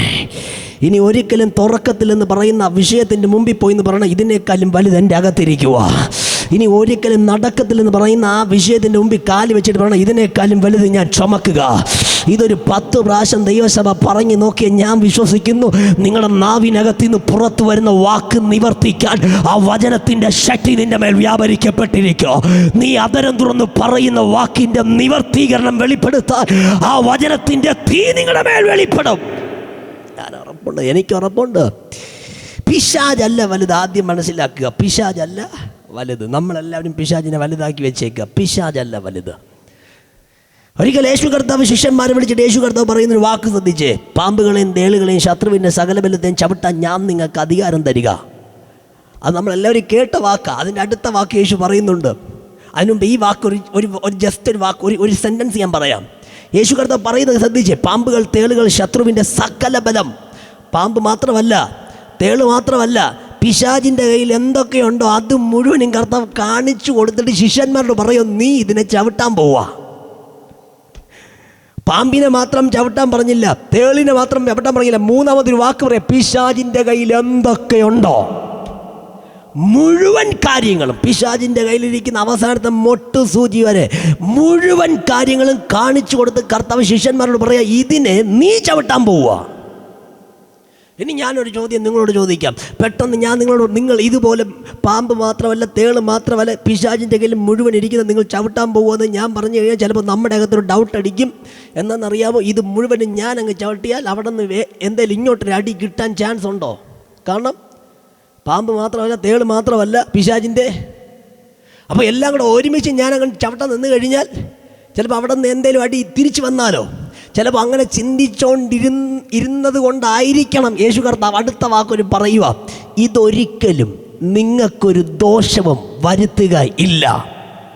ഹലോ, ഇത് ഞാൻ പറഞ്ഞ വാക്കല്ല. യേശു ശിഷ്യന്മാരെ വിളിച്ചിട്ട് പറയുക, പാമ്പുണ്ട്, തേളുണ്ട്, ശത്രുവിൻ്റെ സകല ബലമുണ്ട്, അതിൻ്റെ നടുവിൽ ഞാൻ നിന്നെ നിർത്തുമ്പോൾ നീ ഒരിക്കലും അതിനെ പേടിക്കരുത്. കർത്താവ് അടുത്ത് പറഞ്ഞൊരു വാക്കിങ്ങനെ, ഇതൊരിക്കലും നിനക്കൊരു ദോഷവും വരുത്തുകയില്ല. എനിക്കൊരു കാര്യം ഇടയ്ക്ക് മനസ്സിലായി. നമ്മൾ ചില പട്ടണങ്ങളിൽ പോയി, ഇതിനകത്തിരിക്കുന്ന ദൈവദാസൻ ഇവരൊക്കെ പല പട്ടണങ്ങളിൽ പോയി കർത്താവിൻ്റെ വേല ചെയ്യുന്നവരാ. നമ്മൾ ആ പട്ടണത്തിൽ പോയതിന് ശേഷം പിശാചി നമുക്കൊരു അറ്റാക്ക് തുടങ്ങിയതല്ല. ഞാൻ ആ ദേശത്ത് പോയതിന് ശേഷം പൈശാചിക ശക്തി എഴുന്നേറ്റതല്ല. ഞാൻ പോകുന്നതിന് മുമ്പേ ആ പട്ടണത്തിലൊരു പൈശാചിക ശക്തി ഉണ്ടായിരുന്നു. നമ്മൾ കാലുവെക്കുന്നതിന് മുമ്പേ ആ ദേശത്തൊരു ദുരാത്മാവ് ഉണ്ടായിരുന്നു. അല്ലാതെ ഞാൻ പോയതിന് ശേഷം അതുണ്ടായതല്ല. പകരം അതവിടെ ഉണ്ടെന്നറിഞ്ഞിട്ട് ദൈവം എന്നെ അപ്പോയിൻമെൻറ്റ് ചെയ്തതാ. മനസ്സിലാകുന്നുണ്ടോ? അല്ലാതെ ഞാനൊരു പട്ടണത്തിനകത്ത് ഞാൻ പോയി പ്രസംഗിക്കാൻ തുടങ്ങിയതിന് ശേഷം പിശാച് എഴുന്നേറ്റതല്ല. പകരം ആ ദേശത്ത് അങ്ങനെ ഒരു പിശാച് ഉണ്ടെന്നറിഞ്ഞിട്ട് ദൈവം എന്നെ അയച്ചതാ. കാരണം എന്താണെന്നറിയുമോ, ആ പട്ടണത്തിൽ ജയിക്കാൻ ദൈവകൃപയുള്ള നമ്മളെ കൊണ്ടേ പറ്റത്തുള്ളൂ. ആ പട്ടണത്തിൽ ചിലതിനെ ഇല്ലാതാക്കാൻ അഭിഷേകമുള്ള നമ്മളെ കൊണ്ടേ പറ്റത്തുള്ളൂ. ഇന്ന് പകൽ അങ്ങനെ ഒരു നിയോഗം നിങ്ങളുടെ തലയ്ക്ക് മീതെ വ്യാപരിക്കുന്നുണ്ടെങ്കിൽ സ്വർഗം ഇടപെടുക. നീ കേറി നിൽക്കുന്ന പട്ടണത്തിൽ നീ ഒരു ജയാളിയായി നീ മാറാൻ പോവുകയാ. നീ പോകുന്ന ദേശങ്ങളിൽ നീ അത്ഭുതങ്ങൾ ഉണ്ടാക്കുന്നവരായി. Come on, come on. ഇത് പറയുമ്പോൾ ഒരു വാക്കിനെ കേട്ടാതിരിക്കാൻ പറ്റുകയല്ല. മോശയെ ഒന്ന് നോക്കിയേ. മോശയുടെ ലൈഫിനകത്തോട്ട് വരുമ്പോൾ വ്യത്യസ്തമായ ഒരു അത്ഭുതം കാണാം. ഒരിക്കൽ മോശയോട് ദൈവം വിളിച്ചിട്ട് പറയാണ്, മോശേ, ഞാൻ നിന്നെ ഫറവോന് ദൈവമാക്കി വെച്ചേക്കുകയാണ്. വായിച്ചിട്ടുണ്ടോ? മോശയോട് ദൈവം പറയുകയാണ്, മോശേ, ഞാൻ നിന്നെ ഫറവോന് ദൈവമാക്കി വെച്ചേക്കുകയാണ്. അത് ഞാൻ വ്യക്തമായിട്ട് പഠിച്ചു. ഈ ബൈബിളിൽ അല്ലാതെ മറ്റൊരു ബൈബിളിൽ ഞാൻ ഒരിക്കലും അത് വ്യക്തമായിട്ട് പഠിച്ചു. കർത്താവ് പറഞ്ഞ വാക്കിൻ്റെ അർത്ഥം എന്താ? ഞാനത് പഠിച്ചു വന്നപ്പോൾ എനിക്ക് മനസ്സിലായത് ഇങ്ങനെയാണ്. ദൈവം മോശയോട് പറയുന്നത്, ദൈവത്തിന് മാത്രം ചെയ്യാൻ കഴിയുന്ന കാര്യത്തെ ഫറവോന്റെ കൊട്ടാരത്തിനകത്തൊന്ന് വെളിപ്പെടുത്താൻ ഞാൻ നിന്നെ അപ്പോയിൻമെന്റ് ചെയ്യുകയാ. ഹലോ, ഉണ്ടോ ഇന്ന് പകൽ? ദൈവത്തിന് മാത്രം ചെയ്യാൻ പറ്റുന്ന കാര്യങ്ങൾ നമ്മളെ കൊണ്ട് ചെയ്യാൻ പറ്റുമോ? ദൈവത്തിന് മാത്രം ചെയ്യാൻ പറ്റുന്ന ചില കാര്യങ്ങളുണ്ട്. അത് ഞാൻ ഉറപ്പിച്ച് പറയാം, ദൈവത്തിന് മാത്രം ചെയ്യാൻ പറ്റുന്ന കാര്യങ്ങളുണ്ട്. മോശയോട് ദൈവം പറയുകയാണ്, എനിക്ക് മാത്രം ചെയ്യാൻ കഴിയുന്ന കാര്യത്തെ ചെയ്യാൻ ഞാൻ നിന്നെ അപ്പോയിൻമെന്റ് ചെയ്യുകയാ. ഫറവോന്റെ കൊട്ടാരത്തിന്റെ പ്രത്യേകത എന്താ? മന്ത്രവാദികൾ ഒന്നല്ല രണ്ടല്ല, ഇഷ്ടം പോലെ മന്ത്രവാദികളുണ്ട്. എന്നാൽ പോകുന്ന മോശ ഒറ്റയ്ക്ക. എന്നാൽ മന്ത്രവാദികൾ, ഒരു കൂട്ടം മന്ത്രവാദികളുണ്ട്. അവരുടെ കയ്യിൽ ഒരു കൂട്ടം വടികളുണ്ട്. അവരുടെ വടി താപ്പോട്ടിട്ട് കഴിഞ്ഞാൽ ഒരു കൂട്ടം പാമ്പുകളുണ്ട്. എന്നാൽ ഇതെല്ലാം നേരെ തിരിച്ചു നോക്കിയാൽ മോശയുടെ കയ്യിൽ ഒരു വടിയേ ഉള്ളൂ. ആ വടി താപ്പോട്ടിട്ട് ഒരു പാമ്പേ എഴുന്നേക്കത്തുള്ളൂ. എന്നാൽ മുമ്പിൽ നിൽക്കുന്നവൻ്റെ പ്രത്യേകത ഒരു പാമ്പല്ല, ഒരു വടിയല്ല, ഒരുപാട് മന്ത്രവാദികളും ഒരുപാട് വടികളും ഒരുപാട് പാമ്പും ഉള്ളെടുത്ത് ദൈവം അയക്കുകയാ. ഞാൻ വിശ്വസിക്കുന്നു, ചില പട്ടണങ്ങളിൽ ദൈവം നിന്നെ അയച്ച ിന്റെ പിന്നിൽ ഒരു പദ്ധതി മറഞ്ഞു കിടപ്പുണ്ട്. ചില ദേശത്തിന്റെ നടുവിൽ ദൈവം നിന്നെ ഉറപ്പിച്ചതിന്റെ നടുവിൽ ഒരു പദ്ധതി മറഞ്ഞു കിടപ്പുണ്ട്. ഈ പകൽ എത്ര പേര് ആമേൻ പറയോ? സ്വർഗ്ഗം എന്നോട് കൈമാറുക, നീ പോയതല്ല, ദൈവം നിന്നെ അയച്ചതാണ്. ഉണ്ടോ ഇന്ന് പകൽ? ദൈവം അയക്കുന്നുണ്ടെങ്കിൽ ഇന്ന് പകൽ ഉറപ്പിച്ചോ, ഇതുവരെ ആരുടെയും കൈക്കീഴിൽ ഒതുങ്ങാത്തതെന്തോ അഭിഷേകമുള്ള നിന്റെ കൈക്കീഴിൽ ഒതുങ്ങാൻ പോകയാ. ഇത് ഇതുവരെ ആരുടെയും കാൽ കീഴിൽ അമരാത്തതെന്തോ ദൈവകൃപ പ്രാപിച്ച നിന്റെ കാൽ കീഴിൽ അമരാൻ പോകയാ. ഈ പകൽ അങ്ങനെ ഒരു ദൈവകൃപയ്ക്ക് വേണ്ടി സഭ പ്രാർത്ഥിക്കുക. ഞാൻ വിശ്വസിക്കുന്നു ഒരു വ്യത്യസ്ത ദൈവപ്രവൃത്തിക്ക് വേണ്ടിയ ദൈവം നമ്മളെ കൊണ്ടിരുത്തിയേ. ഒരിക്കലും നമ്മൾ പോയ പട്ടണത്തിൽ രണ്ടാമത് പിശാച് എഴുന്നേറ്റതല്ല, അവിടെ പിശാചുണ്ടെന്നറിഞ്ഞിട്ട് ദൈവം എന്നെ അയച്ചതാ. കാരണം അവിടെ ജയിക്കാൻ നമ്മളെ കൊണ്ടേ പറ്റൂ. സ്തോത്രം, സ്തോത്രം, സ്തോത്രം. യേശു പറഞ്ഞു ഇതൊരിക്കലും നിങ്ങൾക്കൊരു ദോഷവും വരുത്തുകയല്ല. യേശു തൊടത്തില്ലെന്ന് പറയുന്ന സാധനം ഞാൻ ഇപ്പോൾ എനിക്ക് പേടിയാണ്. യേശു പറഞ്ഞു ഇതൊരിക്കലും, പക്ഷെ എനിക്കിതിനെ പേടിയാണ്. എന്താ കാരണം ഞാൻ പറയട്ടെ? പേടിക്കാൻ കാരണം ഞാൻ പറയാം. ഒന്ന്, എന്നിലിരിക്കുന്നവൻ ലോകത്തുള്ളവനേക്കാൾ വലിയവനെന്ന തിരിച്ചറിവില്ല. ഇത് പാസ്റ്റർമാർ പ്രസംഗിക്കുമ്പോൾ കേട്ടിട്ട് പോകാൻ അറിയും. പക്ഷെ നമുക്ക് ഒരിക്കൽ എന്നോടൊരാൾ, ഞാൻ ഹിന്ദു ഫാമിലിക്കകത്ത് നിന്ന് രക്ഷപ്പെട്ട്, ഞാൻ പറഞ്ഞു എൻ്റെ അപ്പൻ്റെ നമ്മുടെ ഫാമിലിക്കകത്ത് നിന്ന് ഞാനും എൻ്റെ അപ്പനും അമ്മയും മാത്രമേ ഉള്ളൂ യേശുവിനെ അറിഞ്ഞതായിട്ട്. ഇന്നും ബാക്കി എൻ്റെ സഹോദരി, എൻ്റെ അപ്പൻ്റെ സഹോദരങ്ങൾ, അമ്മയുടെ സഹോദരങ്ങൾ എല്ലാവരും ഇന്ന് ഹിന്ദുക്കളാണ്. അതിനകത്ത് ആദ്യത്തെ പാസ്റ്റർ ഞാനാണ്. അപ്പോൾ ഒരിക്കൽ എൻ്റെ ഫാമിലിക്കകത്ത് ഇതൊരാൾ വഴക്കുണ്ടാക്കിയിട്ട് എൻ്റെ അടുത്ത് വന്ന് പറയുക, നിൻ്റെ പേരിൽ ഞാനൊരു കോഴിയെ കൊടുത്തിട്ടുണ്ടെന്ന് പറഞ്ഞു. ഞാൻ പറഞ്ഞു നിൻ്റെ പൈസ പോയത് നഷ്ടം. പറഞ്ഞിട്ട് 3-4 വർഷമായി, എനിക്കൊന്നും പറ്റിയില്ല. പുള്ളി ഇന്ന് അവിടെ കിടക്കുക. ഒരിക്കൽ എനിക്ക് മലയങ്കിഴി ഒരു ചർച്ച ഉണ്ടായിരുന്നു. 2018 ഒരു ചർച്ച ഉണ്ടായിരുന്നു. പിശാചൊന്നും അല്ലെന്ന് പറയുന്നതാണ്. പിശാചിനെ പേടിക്കരുത്. എന്താ പിശാചിനെ പേടിക്കാൻ കാരണമെന്ന് പറയുന്നത്? ഒരിക്കൽ മലയങ്കിഴി എനിക്ക് ചർച്ച ഉണ്ടായിരുന്നു. അവിടെ ഒരു ദിവസം രാവിലെ ആയപ്പോൾ, ഒരു 6 മണിയായപ്പോൾ എൻ്റെ ഫോണിൽ ഒരു അമ്മച്ചി വിളിക്കുക. ഞങ്ങളുടെ ചർച്ച വരുന്ന ഒരു അമ്മച്ചി വിളിച്ചിട്ട് എന്നോട് പറഞ്ഞൊരു വാക്ക്, പാസ്റ്റർ, ഞാൻ രാവിലെ കതക് തുറന്നു നോക്കിയതും എൻ്റെ ഈ വാതിലിൻ്റെ മുമ്പിലായിട്ട് ഒരു മുട്ടയും ഒരു വെറ്റലയും കുറച്ച് ഭസ്മവും കിടക്കുക. ഇവർ ഈ ചവിട്ടി ഇറങ്ങുന്ന പടിയുണ്ടല്ലോ, വാതിൽ തുറന്ന് ചവിട്ടി ഇറങ്ങുന്ന ആദ്യ സ്റ്റെപ്പിൽ ഒരു വെറ്റലയും ഒരു മുട്ടയും ഇങ്ങനെ ഭസ്മവും കിടക്കുക. ഈ അമ്മച്ചിയുടെ പേരിൽ ഒരുപാട് വസ്തുവകകൾക്കുണ്ട്. ഈ അമ്മച്ചി പേടിച്ചിട്ട് എന്നെ വിളിക്കുക രാവിലെ. അപ്പം ഞാൻ അമ്മച്ചിയോട് ഒരു 1/2 മണിക്കൂർ ഫോണിൽ ഇങ്ങനെ സംസാരിച്ചു. എന്നിലുള്ളവൻ ലോകത്തുള്ളവനേക്കാൾ വലുതാണ്. ഇതുപോലെ ഒരുപാട് കാര്യങ്ങൾ അമ്മച്ചിയോട് സംസാരിച്ചിട്ട് അമ്മച്ചിയോട് ഞാൻ അവസാനം പറഞ്ഞൊരു വാക്കുണ്ട്, എന്തായാലും രാവിലെ 5 രൂപ കൊടുക്കാതെ മുട്ട കെട്ടിയിലെടുത്ത് ഓംലെറ്റ് അടിച്ച് കഴിക്കാൻ പറഞ്ഞു. ഞങ്ങളുടെ ചർച്ചിൽ ഏറ്റവും കൂടുതൽ തുള്ളിച്ചാടി ആരാധിക്കുന്ന അമ്മച്ചി അതാണ്. ബൈബിൾ പറയുന്നു നിങ്ങൾ ഭയക്കുന്നത് എന്താണോ, എന്നാൽ യേശു പറഞ്ഞു ഇതൊരിക്കൽ നിങ്ങൾക്കൊരു ദോഷവും. പിശാച് പ്രവർത്തിക്കണമെങ്കിൽ പോലും പിശാചിൽ എനിക്കൊരു ഫെയ്ത്ത് ഉണ്ടാകണം. അവൻ ചെയ്യുന്നവനാണ്. നിങ്ങൾ ഭയക്കുന്നത് എന്താണോ നിങ്ങൾക്ക് ഭവിക്കുമെന്നാണ് ബൈബിൾ പറയുന്നത്. എന്ന് പറഞ്ഞാൽ ഇന്നലെ അവനെ തകർപ്പം നാളെ എന്നെയും തകർക്കും. ഈ ചിന്തയോടെ നടക്കുന്ന കാലത്തോളം സംഭവിക്കാൻ ചാൻസ് കൂടുതലാണ്. അത് മനസ്സിലാക്കുന്ന ഒരു കാര്യം ഞാൻ പറഞ്ഞുതരാം.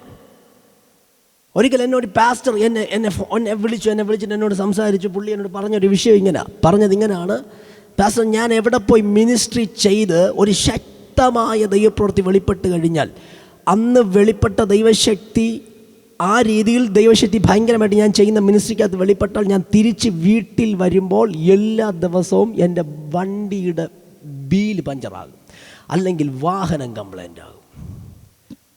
എന്നോട് പറയുവാണ്. ഞാൻ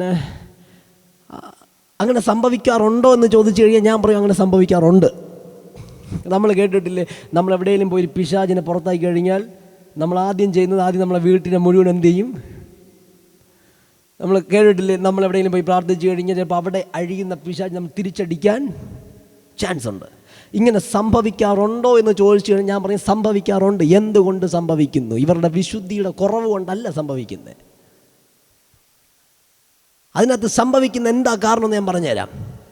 ഒന്നാമത്തെ കാരണം, അങ്ങനെ സംഭവിക്കേണ്ട ഒന്നാമത്തെ കാരണം, നമ്മൾക്ക് മുമ്പേ എഴുന്നേറ്റ അഭിഷിക്തന്മാർ, നമുക്ക് മുമ്പേ എഴുന്നേറ്റ് ടീച്ച് ചെയ്യാൻ തുടങ്ങിയ പാസ്റ്റേഴ്സ് നമ്മളോട് അവരുടെ ലൈഫിനകത്ത് നടന്ന കാര്യം നമ്മളോട് ഇങ്ങനെ പറഞ്ഞിട്ടുണ്ട്. ഞാൻ പലയിടത്തും പോയി പിശാചിനെ പുറത്താക്കിയപ്പോൾ ഇങ്ങനെ സംഭവിച്ചു. അപ്പോൾ ഇത് കേട്ടും കണ്ടും ഇതെൻ്റെ മൈൻഡിൽ സെറ്റായി കിടക്കുക. അപ്പോൾ എൻ്റെ ചിന്ത എന്തോ, നാളെ ഞാൻ പോയി ഒരു പിശാചിനെ അഴിച്ചാലും ഇന്നലകൾ എനിക്ക് മുമ്പ് എഴുന്നേറ്റ അഭിഷിക്തന്മാരിൽ തിരിച്ചടി ഉണ്ടായതുപോലെ എനിക്കും ഉണ്ടാകും. കാരണം ഞാൻ കണ്ണും കേട്ടും ഇത് അവരിൽ നിന്ന് കേട്ടും അവരുടെ ലൈഫിൽ കണ്ണും കേട്ടും എൻ്റെ മൈൻഡിൽ സെറ്റായി കിടക്കും. അപ്പോൾ എൻ്റെ ചിന്ത എന്തുവാ, നാളെ ഞാൻ പോയി കൈവച്ചാലും. ഈ ചിന്ത എനിക്കുള്ള കാലത്തോളം ഇതുണ്ടായിക്കൊണ്ടേയിരിക്കും. എന്നാൽ ഞാനൊരു കാര്യം പറയട്ടെ, ഞാൻ പ്രസംഗിക്കാൻ തുടങ്ങി ഏകദേശം 11 വർഷമാകുന്നു. ഇതുവരെ ഒരു തിരിച്ചടി എനിക്കുണ്ടായിട്ടില്ല. എന്താ കാരണം എന്നറിയാമോ? ഞാനത് വിശ്വസിക്കുന്നില്ല. ഞാൻ വിശ്വസിക്കുന്നത് എന്നിലുള്ളവൻ ലോകത്തുള്ളവനേക്കാൾ വലിയവനത്രേ. ഉണ്ടോ ഇന്ന് പകൽ സ്വർഗം ഇന്ന് പകൽ ചിലരെ നോക്കുക. ഈ പകൽ ഈ ഉറപ്പുള്ളവർ, ഈ വെളിപ്പാടുള്ളവർ എഴുന്നേക്കട്ടെ. ഏതൊക്കെയോ തലമുറകൾ, ഏതൊക്കെയോ അഭിഷിക്തന്മാർ, ഏതൊക്കെയോ പിശാചിന്റെ വിഡ്ഢിത്തനങ്ങൾക്കകത്ത് ഒതുങ്ങിപ്പോയപ്പോൾ ആത്മാവ് ഇന്ന് പകൽ ഇടപെടുക. പത്മോസിനകത്ത് കയറിയാലോ ഉറപ്പോടെ പത്മോസിനകത്ത് കിടന്ന് വെളിപ്പാട് കാണാൻ നിയോഗമുള്ള, എന്നിലുള്ളവൻ ലോകത്തിലുള്ളവനേക്കാൾ വലിയവനെന്ന് തിരിച്ചറിവുള്ള ഒരു കൂട്ടം നമ്മുടെ ഇടയിൽ എഴുന്നേറ്റ് വരട്ടെ. ശ്രോത്രം. ഇത് രണ്ടാമത്തെ കാര്യം. ഒന്ന് ഭയന്നാൽ എന്ന് പറയും. നിങ്ങൾ ഭയക്കുന്നത് എന്താണോ എന്ന് പറയും. പിശാചെന്നെ പിടിക്കും, പിശാചെന്നെ തകർക്കും, പിശാചെനിക്ക് ഇതിന് പദ്ധതികളിൽ ഇങ്ങനെ പിശാചിനെ ഭയക്കുന്നുണ്ടെങ്കിൽ അത് സംഭവിക്കാൻ ചാൻസ് കൂടുതലാണ്. ഈ ഒരു ചിന്ത എൻ്റെ മൈൻഡിൽ സെറ്റാണെങ്കിൽ അത് സംഭവിക്കാൻ ചാൻസ് കൂടുതലാണ്. അടുത്ത മൂന്നാമത്തെ ഒരു കാര്യം ഞാൻ പറയാം. ഇപ്പോൾ ഈ ആൻറ്റി ചെയറിലിരിക്കുവാണ്, അല്ലെങ്കിൽ ഞാൻ അവിടെ ഒരു ചെയറിലിരിക്കുവാണ്. ഇപ്പോൾ ഒരാൾ ഇരിക്കുന്ന ചെയറിൽ എനിക്ക് ഇരിക്കാൻ പറ്റിയില്ല. കാരണം എന്താണ്? ആ ചെയറിൽ വേറൊരാൾ ഇരിക്കുന്നുണ്ട്. എന്നാൽ ഞാൻ ആ ചെയറിൽ ഇരിക്കണമെങ്കിൽ ആ ചെയറിൽ ഇപ്പോൾ ഇരിക്കുന്ന ആൾ അവിടെ നിന്ന് എഴുന്നേറ്റ് മാറണം. ആണോ അല്ലേ? അല്ലാതെ ഞാൻ ഇത്തിരി ബോധമുള്ള ആളാണെങ്കിൽ ആരുടെയും മടിയിൽ കയറി ഞാൻ ഇരിക്കത്തില്ല. ആ ചെയറിൽ എനിക്ക് ഇരിക്കണമെങ്കിൽ ഇപ്പോൾ ഇരിക്കുന്ന ആൾ അവിടെ നിന്ന് എഴുന്നേക്കണം. യേശുവിന് ഇരിക്കേണ്ട സ്ഥാനം ഞാൻ യേശുവിന് ഇരിക്കാൻ പറ്റാതെ ആക്കി കഴിയാൽ അവിടെ വേറെ ആരെങ്കിലും കയറി ഇരിക്കും.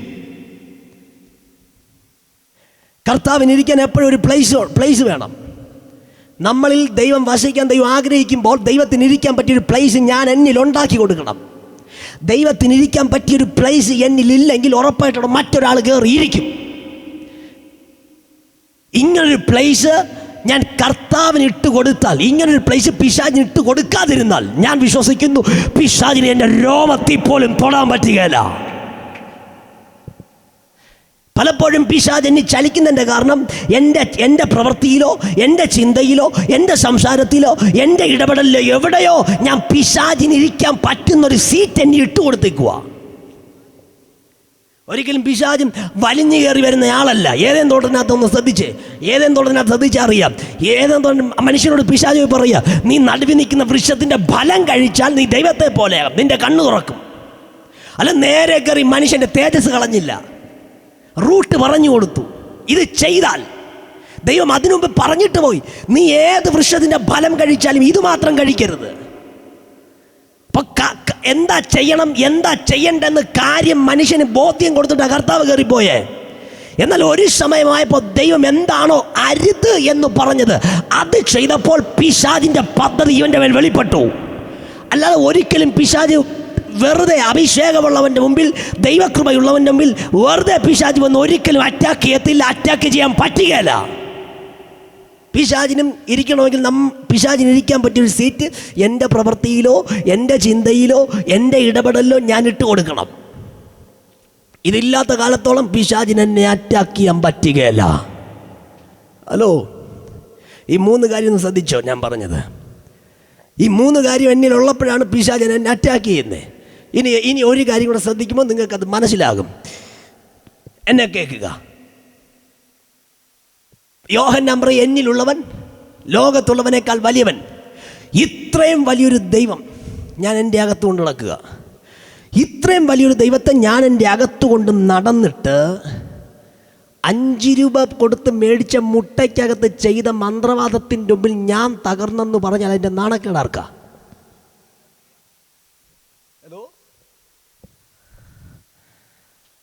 ഇത്രയും വലിയ നമ്മൾ പറയുന്നത് എന്നിലുള്ളവൻ ലോകത്തുള്ളവനേക്കാൾ. ദൈവത്തെ തകർക്കാൻ ആർക്കേലും പറ്റുമോ? ദൈവത്തെ ഇല്ലാതാക്കാൻ ആർക്കേലും പറ്റുമോ? അപ്പോൾ ഇത്രയും വലിയൊരു ദൈവത്തെ ഞാൻ അകത്തുകൊണ്ട് നടന്നിട്ട് 5 രൂപ കൊടുത്ത് മേടിച്ച മുട്ടയ്ക്കകത്ത് വ്യാപരിച്ച ശക്തി ഇത്രയും വലിയ ദൈവത്തെ കൊണ്ട് നടക്കുന്ന എന്നെ തകർത്തെന്ന് പറഞ്ഞ് എൻ്റെ നാണക്കേടാർക്കാ? അപ്പം ഞാൻ ചോദിക്കട്ടെ, അപ്പോൾ എന്താ മാറേണ്ടത്? എൻ്റെ ചിന്താഗതിയല്ലേ മാറേണ്ടേ? ഹലോ, വല്ല മനസ്സിലാകുന്നുണ്ടോ? എൻ്റെ ചിന്താഗതി എന്നെ മാറേണ്ട എന്താ? ഇന്നും ഞാൻ പിശാച് വലിയവനെന്ന് പറഞ്ഞുകൊണ്ടിരിക്കുക. എങ്ങനെയാണെന്ന് ഞാൻ പറയട്ടെ. പിശാചിനെ ഞാൻ ഇന്നും വലുതാക്കി വെച്ചുകൊണ്ടിരിക്കുക. നിങ്ങളുടെ വീട്ടിൽ നിങ്ങൾ പ്രാർത്ഥിക്കുന്ന ആൾക്കാരാണ്, നിങ്ങളുടെ വീട്ടിൽ നിങ്ങൾ പ്രാർത്ഥിക്കുന്ന ആൾക്കാർ, നിങ്ങൾ അരമണിക്കൂർ പ്രാർത്ഥിക്കും എന്ന് ചിന്തിക്കുക. ആ അരമണിക്കൂറിൻ്റെ പ്രാർത്ഥനയിൽ ഒരു 20 മിനിറ്റ് നമുക്ക് എടുക്കാം, ബാക്കി 10 മിനിറ്റ് കളയാം. അരമണിക്കൂറുടെ പ്രാർത്ഥനയ്ക്കകത്ത് 20 മിനിറ്റ് ഞാൻ എടുക്കുക. ഈ 20 മിനിറ്റിനകത്ത് നിങ്ങളുടെ പ്രാർത്ഥനയിൽ ഏറ്റവും കൂടുതൽ ക്രിസ്തു എന്ന പേരാണോ വെളിപ്പെടുന്നത്, പിശാച് എന്ന പേരാണോ വെളിപ്പെടുന്നത്? ചില ആൾക്കാർ പ്രാർത്ഥന ക്രിസ്തു എന്ന പേര് വെളിപ്പെടും. എന്നാൽ നിങ്ങൾക്ക് അത് കുറച്ചുകൂടെ മനസ്സിലാക്കാൻ അല്പം കൂടെ ഇറക്കി ഞാൻ പറയാം. ഞാനിപ്പോൾ ഇവിടെ നിന്ന് എൻ്റെ വാഹനം ഓടിച്ച് തിരിച്ച് വീട്ടിൽ പോവുക. വീട്ടിൽ പോകുന്ന സമയത്ത് ഞാൻ പോയി അപ്പുറത്ത് പോയി വീണു എന്നിരിക്കട്ടെ. ഞാൻ പോയി അപ്പുറത്ത് ഒരു വളവ് എത്തിയപ്പോൾ ഞാൻ വന്ന് വീണു. ഞാൻ ബ്രേക്ക് പിടിച്ച് എങ്ങനെയോ തെന്നി വന്ന് വീണു എന്നിരിക്കട്ടെ. ഞാൻ പെട്ടെന്ന് സഭയെ വിളിച്ചത് കാര്യം പറയാം, ഇവിടുത്തെ അഭിഷേകത്തിനെ ആൻറ്റിയെ വിളിച്ച കാര്യം പറയും. ഞാൻ അങ്ങോട്ട് പോയപ്പോൾ വന്ന് വീണു എന്ന് പറഞ്ഞു കഴിഞ്ഞാൽ നിങ്ങളോട് ഞാൻ ഒന്ന് പ്രാർത്ഥിക്കാൻ പറഞ്ഞു കഴിഞ്ഞാൽ നിങ്ങൾ ആദ്യം പ്രാർത്ഥിക്കുന്നത് എന്താ? ഇവിടെ നിന്ന് ഇറങ്ങിപ്പോയ അഭിഷേകത്തിനെ ബ്ലോക്ക് ചെയ്ത പിശാചിനെതിരെ നമ്മൾ പ്രാർത്ഥിക്കത്തുള്ളൂ. ആണോ അല്ലേ? സത്യം പറഞ്ഞാൽ ഞാൻ വീണത് ഞാൻ നേരെ വണ്ടി ഓടിക്കാത്തതുകൊണ്ടായിരിക്കാം. എന്ന് പറഞ്ഞാൽ ഒരു പനി വന്നാൽ പോലും ഞാൻ ആദ്യം പറഞ്ഞ ആളുടെ പേര് പിശാചെന്നാ. കഴിഞ്ഞ ദിവസം എന്നൊരു ആൻറ്റി എന്നെ ഞങ്ങളുടെ ഒരു കൊച്ച്, ഞങ്ങളുടെ ചർച്ചയിൽ വരുന്ന ഒരു കൊച്ച്, എനിക്ക് ചെറിയ മീറ്റിംഗ് ഉണ്ട്. അപ്പോൾ അവിടെ വരുന്നൊരു കൊച്ച്, ഞാനൊരിക്കൽ വീട്ടിൽ പോയി മഴയത്ത് കിടന്ന് കുളിക്കുക. അടുത്ത ദിവസം നമുക്ക് പരീക്ഷയാണ്. മഴയത്തിരുന്ന് ഭയങ്കര കുളി. ഞാൻ പറഞ്ഞു, കൊച്ചു നീ വീടിനകത്ത് കയറി, മഴയാണ്, കുളിക്കാൻ കയറാൻ പറഞ്ഞു. അടുത്ത ദിവസം പരീക്ഷയ്ക്ക് പോകണ്ടോ കൊച്ചാ? പിറ്റേ ദിവസം രാവിലെ പരീക്ഷയ്ക്ക് വേണ്ടി പ്രാർത്ഥിക്കാൻ എല്ലാ പിള്ളേരും വിളിക്കാറുണ്ട്. പിറ്റേ ദിവസം രാവിലെ എന്നെ വിളിക്കുക, ഇവളുടെ അമ്മ എന്നെ വിളിക്കുക. അപ്പം ഞാൻ വിചാരിച്ചു പരീക്ഷയ്ക്ക് പോകാൻ വേണ്ടി നിൽക്കുന്നത് കൊണ്ട് വിളിക്കുവാന്ന്, പ്രാർത്ഥിക്കാൻ വേണ്ടി വിളിക്കുന്നു. ഞാൻ ഫോൺ എടുത്ത് സംസാരിച്ചപ്പോൾ ഇവളുടെ അമ്മ എന്നോട് പറയുക, പാസ്റ്റർ എൻ്റെ കൊച്ചിന് പനി പിടിച്ച് കിടക്കുക, എൻ്റെ കൊച്ചിനെ പിശാച് ജയിക്കുമെന്നറിഞ്ഞിട്ട് പിശാച് കൊച്ചിനെ പനിയാക്കി കളഞ്ഞു. സത്യം പറഞ്ഞാൽ അത് പിശാച് പനിയാക്കിയതല്ല. ഇന്നലെ ഞാൻ മര്യാദയ്ക്ക് മഴയത്ത് കുളിച്ചപ്പോഴേ ഞാൻ പറഞ്ഞു ഇത് പറയാൻ കാരണം എന്തു വന്നാലും ഞാൻ ആദ്യം പറയുന്ന പേര് പിശാചെന്നാ. ആണോ? എന്തൊരു ചെറിയ വിഷയം വന്നാലും ആദ്യം ഞാൻ പറയുന്ന പേര് പിശാചെന്നാ. ചിലപ്പോൾ പിശാചായിരിക്കും അത് ചെയ്യുന്നത്, പക്ഷെ അപ്പോഴും നമ്മൾ പറയണം യേശു എന്നെ വിടുവിക്കാൻ പോകുകയാ. ഹലോ, ചില പിശാചായിരിക്കും അത് ചെയ്യുന്നത്. ഇത് പറഞ്ഞ് നിങ്ങൾ മനസ്സിലാക്കി, എന്ത് കാര്യം വന്നാലും എൻ്റെ വീട്ടിൽ ഞാൻ ആദ്യം പറഞ്ഞ പേര്, ആദ്യം പോയിട്ട് നടന്നില്ല, ആദ്യം പറഞ്ഞ പേര് പിശാച് ഇതിനെ ബ്ലോക്ക് ചെയ്തു. അങ്ങനെയാണെങ്കിൽ നമ്മുടെ പ്രാർത്ഥനകൾക്കകത്ത് നോക്കി ഏറ്റവും കൂടുതൽ നമ്മൾ പറയുന്ന പേര് പിശാചിൻ്റെയാ. എന്ന് പറഞ്ഞാൽ പറഞ്ഞ് ഓരോ കാര്യം ചെയ്യുന്ന പിശാചിനെ കുറിച്ച് പറഞ്ഞ് ഇപ്പോൾ എന്നെക്കാളും വലുതാക്കി വെച്ചേക്കും എൻ്റെ വീട്ടിൽ. ചുരുക്കി പറഞ്ഞു കഴിഞ്ഞാൽ ഇപ്പം നമ്മുടെ വീടുകൾക്കകത്ത് കർത്താവൊന്നും ചെയ്യാറില്ല. എന്ത് ചെയ്താലും നമ്മൾ ആദ്യം പറഞ്ഞ പേര് ആരുടെയാ? അപ്പോൾ വന്നപ്പോൾ നമ്മുടെ വീടിനകത്ത് കർത്താവൊന്നും ചെയ്യാറില്ല, മുഴുവനും ചെയ്യുന്ന പിശാചാ. കാരണം എന്ത് നടന്നാലും ആദ്യം പറഞ്ഞ പേര്, വണ്ടി പഞ്ചറായാലും ആദ്യം പറയും പിശാചിനെ, ജലദോഷം വന്നാൽ ആദ്യം പറഞ്ഞു പിശാചിനെ, അവൻ പനി ബാധിച്ചാൽ ആദ്യം പറഞ്ഞു പിശാചിനെ, എന്ത് വന്നാൽ ആദ്യം പിശാചിനെ പറഞ്ഞു. അങ്ങനെയാണെങ്കിൽ നമ്മൾ നോക്കി ഏറ്റവും കൂടുതൽ ഒരു ദിവസം നമ്മൾ പറയുന്ന പേരാരുടെയാ? അപ്പോൾ ഇനി ചിന്തിച്ച് നമ്മുടെ വീടുകൾക്കകത്ത് നമ്മൾ പറഞ്ഞ് പിശാചിനെ വളർത്തുവല്ലേ? ചിലപ്പോൾ പിശാചായിരിക്കാം വീടിനകത്ത് ആ ഒരു അവസ്ഥ കൊണ്ടെത്തിച്ചത്, ചിലപ്പോൾ പിശാചായിരിക്കാം ആ വഴിയെ ബ്ലോക്ക് ചെയ്ത്. പക്ഷെ ദൈവസഭ മനസ്സിലാക്കണം, അതിനേക്കാളും വലിയവൻ എൻ്റെ അകത്തിരിക്കുന്നത് കൊണ്ട് പിശാചടച്ച വഴികൾ ദൈവം എൻ്റെ മുമ്പിൽ തുറന്നിരിക്കും. ശ്രോത്രം കണ്ടോ? പിശാചിനെ നമ്മൾ പറഞ്ഞ് വലുതാക്കുന്നുണ്ടോ? ഇങ്ങനെ പിശാചിനെ നമ്മുടെ വീട്ടിൽ നമ്മൾ വലുതാക്കാൻ പാടില്ല. അതുകൊണ്ട് യേശു കർത്താവ് പാമ്പുകളെയും തേളുകളെയും ശത്രുവിൻ്റെ സകല ബലത്തെയും ചവിട്ടാൻ ഞാൻ നിങ്ങൾക്ക് അധികാരം തരുന്നു, ഒരിക്കലും നിങ്ങൾക്കൊരു ദോഷവും വരുത്തുകയില്ല. അടുത്ത അവൻ യേശു പറഞ്ഞ വാക്കും ശ്രദ്ധിച്ച്, പാമ്പുകളെയും തേളുകളെയും ശത്രുവിൻ്റെ സകല ബലത്തെയും ചവിട്ടാൻ.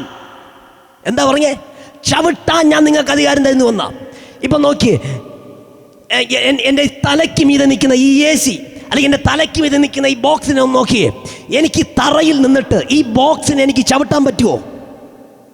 പറ്റത്തില്ല. എന്നാൽ നേരെ തിരിച്ച് എൻ്റെ ഈ തറയിൽ കിടക്കുന്ന ഈ കേബിളിൽ എനിക്കൊന്ന് ചവിട്ടാം. എന്താ കാരണം? ഈ ബോക്സിന് എനിക്ക് ചവിട്ടാൻ പറ്റുന്നില്ല, പക്ഷേ ഈ തറയിൽ കിടക്കുന്ന ഈ കേബിളിന് എനിക്ക് ചവിട്ടാം. എന്തുകൊണ്ട്? അത് ചവിട്ടാൻ കഴിയാത്തതിൻ്റെ കാരണം ഇത് നിൽക്കുന്നത് എൻ്റെ തലയ്ക്ക് മുകളിലാണ്, എന്നെക്കാളും ഉയർന്നാണ് ബോക്സ് ഇരിക്കുന്നത്. എന്നാൽ തറയിൽ കിടക്കുന്ന ഈ വയറിനെ ഞാൻ ചവിട്ടുന്നുണ്ടെങ്കിൽ അതിൻ്റെ അർത്ഥം എനിക്ക് ചവിട്ടാൻ പാകത്തിൽ എൻ്റെ കാൽ കീഴെ കിടക്കുന്നേ. യേശു പാമ്പുകളെ കാണിച്ചു കൊടുത്തു, തേളുകളെ കാണിച്ചു കൊടുത്തു, ശത്രുവിൻ്റെ സകലബലത്തെ ശിഷ്യന്മാരുടെ കണ്ണി കാണിച്ചു കൊടുത്തിട്ട് അടുത്ത വാക്ക് യേശു പറയുക, ഇതിനെ നീ ചവിട്ടാൻ പോകുകയാ. മനസ്സിലാക്കുക. ചവിട്ടാൻ പറഞ്ഞിട്ടുണ്ടെങ്കിൽ അതിൻ്റെ അർത്ഥം പിശാച് കിടക്കുന്നത് എൻ്റെ കാൽ കീഴിലാണ്. ഈ പകൽ ആരെങ്കിലും ഇതിനകത്തുണ്ടോ? എവിടെയൊക്കെയോ നമ്മൾ ചിന്തിച്ചിരിക്കുന്ന അവൻ ചിന്തകൾ ഇന്ന് പകൽ പൊളിയട്ടെ. പിശാചിന്റെ കുടുംബത്തിന്റെ മുകളിലാണ്, പിശാച് എന്നെക്കാൾ മുകളിലാണ്.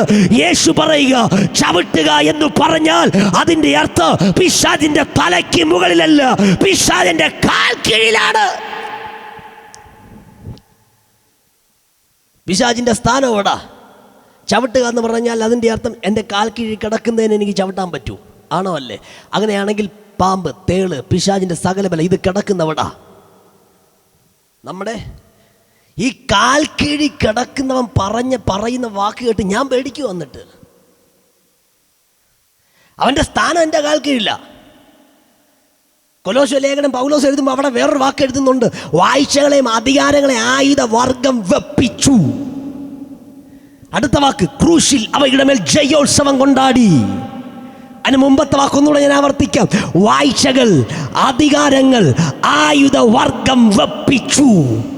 അവൻ കയ്യിലെടുത്ത് വെച്ചിരുന്ന മുഴുവൻ ആയുധങ്ങളും ക്രൂശിൽ യേശു കർത്താവ് പിടിച്ച് മേടിച്ചു വെച്ചു. അടുത്ത വാക്ക് എഴുതുക, അവൻ ക്രൂശിൽ അവനെ നിരായുധനാക്കി മാറ്റി.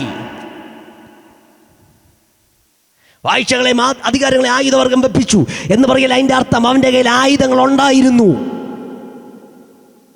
അവൻ്റെ കയ്യിൽ ആയുധങ്ങൾ ഉണ്ടായിരുന്നു. എന്നാൽ ആയുധം ഉള്ളവനെ നോക്കിയിട്ട് കർത്താവ് പറയുക, വാഴ്ചകളെയും അധികാരങ്ങളെ ആയുധവർഗം വെപ്പിച്ച് അവൻ്റെ മേൽ ജയോത്സവം കൊണ്ടാടിയ ഞാൻ ക്രൂശി കിടക്കുന്നേ. അവനെ ഇപ്പോൾ കർത്താവ് പരസ്യ കോലമാക്കി നിരായുധനാക്കി മാറ്റി. ഈ ആയുധം വെച്ചായിരുന്നു ഇന്നലെ വരെ അഭിഷിക്തന്മാർക്ക് വിരോധമായി അവൻ എഴുന്നേറ്റ്. ഈ ആയുധം വെച്ചായിരുന്നു സഭകൾക്ക് വിരോധമായി അവൻ എഴുന്നേറ്റത്. ഈ ആയുധം വെച്ചായിരുന്നു അഭിഷേകമുള്ളവന് വിരോധമായി ഇന്നലെ വരെ എഴുന്നേറ്റത്. എന്നാൽ ഇന്നലെ വരെ പിശാച് ഉപയോഗിച്ച മുഴുവൻ ആയുധങ്ങളെയും കാൽവറിയിൽ കയറിയിട്ട് കർത്താവ് പറയുക, വാഴ്ചകളെയും അധികാരങ്ങളെയും ഞാൻ ആയുധ വർഗം വെപ്പിച്ചു, അവയുടെ മേൽ ജയോത്സവം കൊണ്ടാടി. ഇന്ന് പകൽ ഞാൻ വിശ്വസിക്കുന്നു, അവൻ ആയുധത്തെ വെപ്പിച്ചെങ്കിൽ ഈ തിരുവനന്തപുരം ജില്ലയിൽ ദൈവസഭയ്ക്കൊരു വളർച്ചയുണ്ട്, അഭിഷിക്തന്മാർക്ക് ഈ മണ്ണിലൊരു വളർച്ചയുണ്ട്, പ്രാർത്ഥിക്കുന്ന ദൈവമക്കൾക്ക് ഈ ദേശത്തൊരു വളർച്ചയുണ്ട്. കാരണം നിന്നെ തകർക്കാൻ അവന്റെ കയ്യിൽ ഇന്ന് പകൽ ആയുധമില്ല. ഒന്ന് പിശാച് കിടക്കുന്നത് എൻ്റെ കാൽ കീഴിലാണ്. യേശുവിൻ്റെ വാക്ക് പറഞ്ഞ് വരുമ്പോൾ അതങ്ങനെ മനസ്സിലാക്കപ്പെടുന്നത്. ചവിട്ടുക എന്ന് പറഞ്ഞാൽ ചവിട്ടണമെങ്കിൽ, എനിക്ക് ചവിട്ടണമെങ്കിൽ അതവിടെ കിടക്കണം. അങ്ങനെയാണെങ്കിൽ പിശാച് കിടക്കുന്ന കാൽ കീഴില്ല. പൗലോസിൻ്റെ വെളിപ്പാടനുസരിച്ച്, ക്രിസ്തുവിൽ അല്ലെങ്കിൽ ക്രൂശിൽ വെളിപ്പെട്ട വെളിപ്പാടനുസരിച്ച് അടുത്ത് പിശാചിൻ്റെ കയ്യിൽ ആയുധമില്ല. എന്നാൽ ഇതേ പൗലോസ് കൊലോസ്യ ലേഖനം എഴുതിയിട്ട് ഇതേ പൗലോസ് എഫെസോസിലെ ലേഖനം എഴുതുമ്പോൾ അതിനകത്ത് മറ്റൊരു വെളിപ്പാട് കിടപ്പുണ്ട്. പിശാചിന്റെ കയ്യിൽ ആയുധമില്ല, എന്നാൽ ദൈവസഭയ്ക്ക് ദൈവം സർവായുധ വർഗം കൊടുത്തു. ഉണ്ടോ ഇന്ന് പകൽ? എന്ന് പറഞ്ഞാൽ ആയുധം പിശാചിന്റെ കയ്യിലില്ല, എന്നാൽ ദൈവസഭയുടെ കയ്യിൽ ആയുധം ഇരിപ്പുണ്ട്. ഒരു കാര്യം ഞാൻ പറയാം, ആയുധമുള്ള ഒരാളും ആയുധം ഇല്ലാത്ത ഒരാളും അവൻ യുദ്ധം ചെയ്യാൻ മുമ്പിലോട്ടിറങ്ങി. ആര് ജയിക്കും? എൻ്റെ കയ്യിൽ നല്ലൊരു ഗണ്ണിരിപ്പുണ്ട്, ഒരു തോക്കിരിപ്പുണ്ട്. നിങ്ങളുടെ കയ്യിൽ തോക്ക് പോയിട്ട് ഒരു തീപ്പെട്ടി കൊള്ളി പോലുമില്ല. ഞാൻ പറയും, ഇതിൽ ആര് ജയിക്കും? ആയുധം തോക്കിരിക്കുന്നവൻ, ആയുധം ഉള്ളവൻ ജയിക്കും. ആയുധം ഇല്ലാത്തവൻ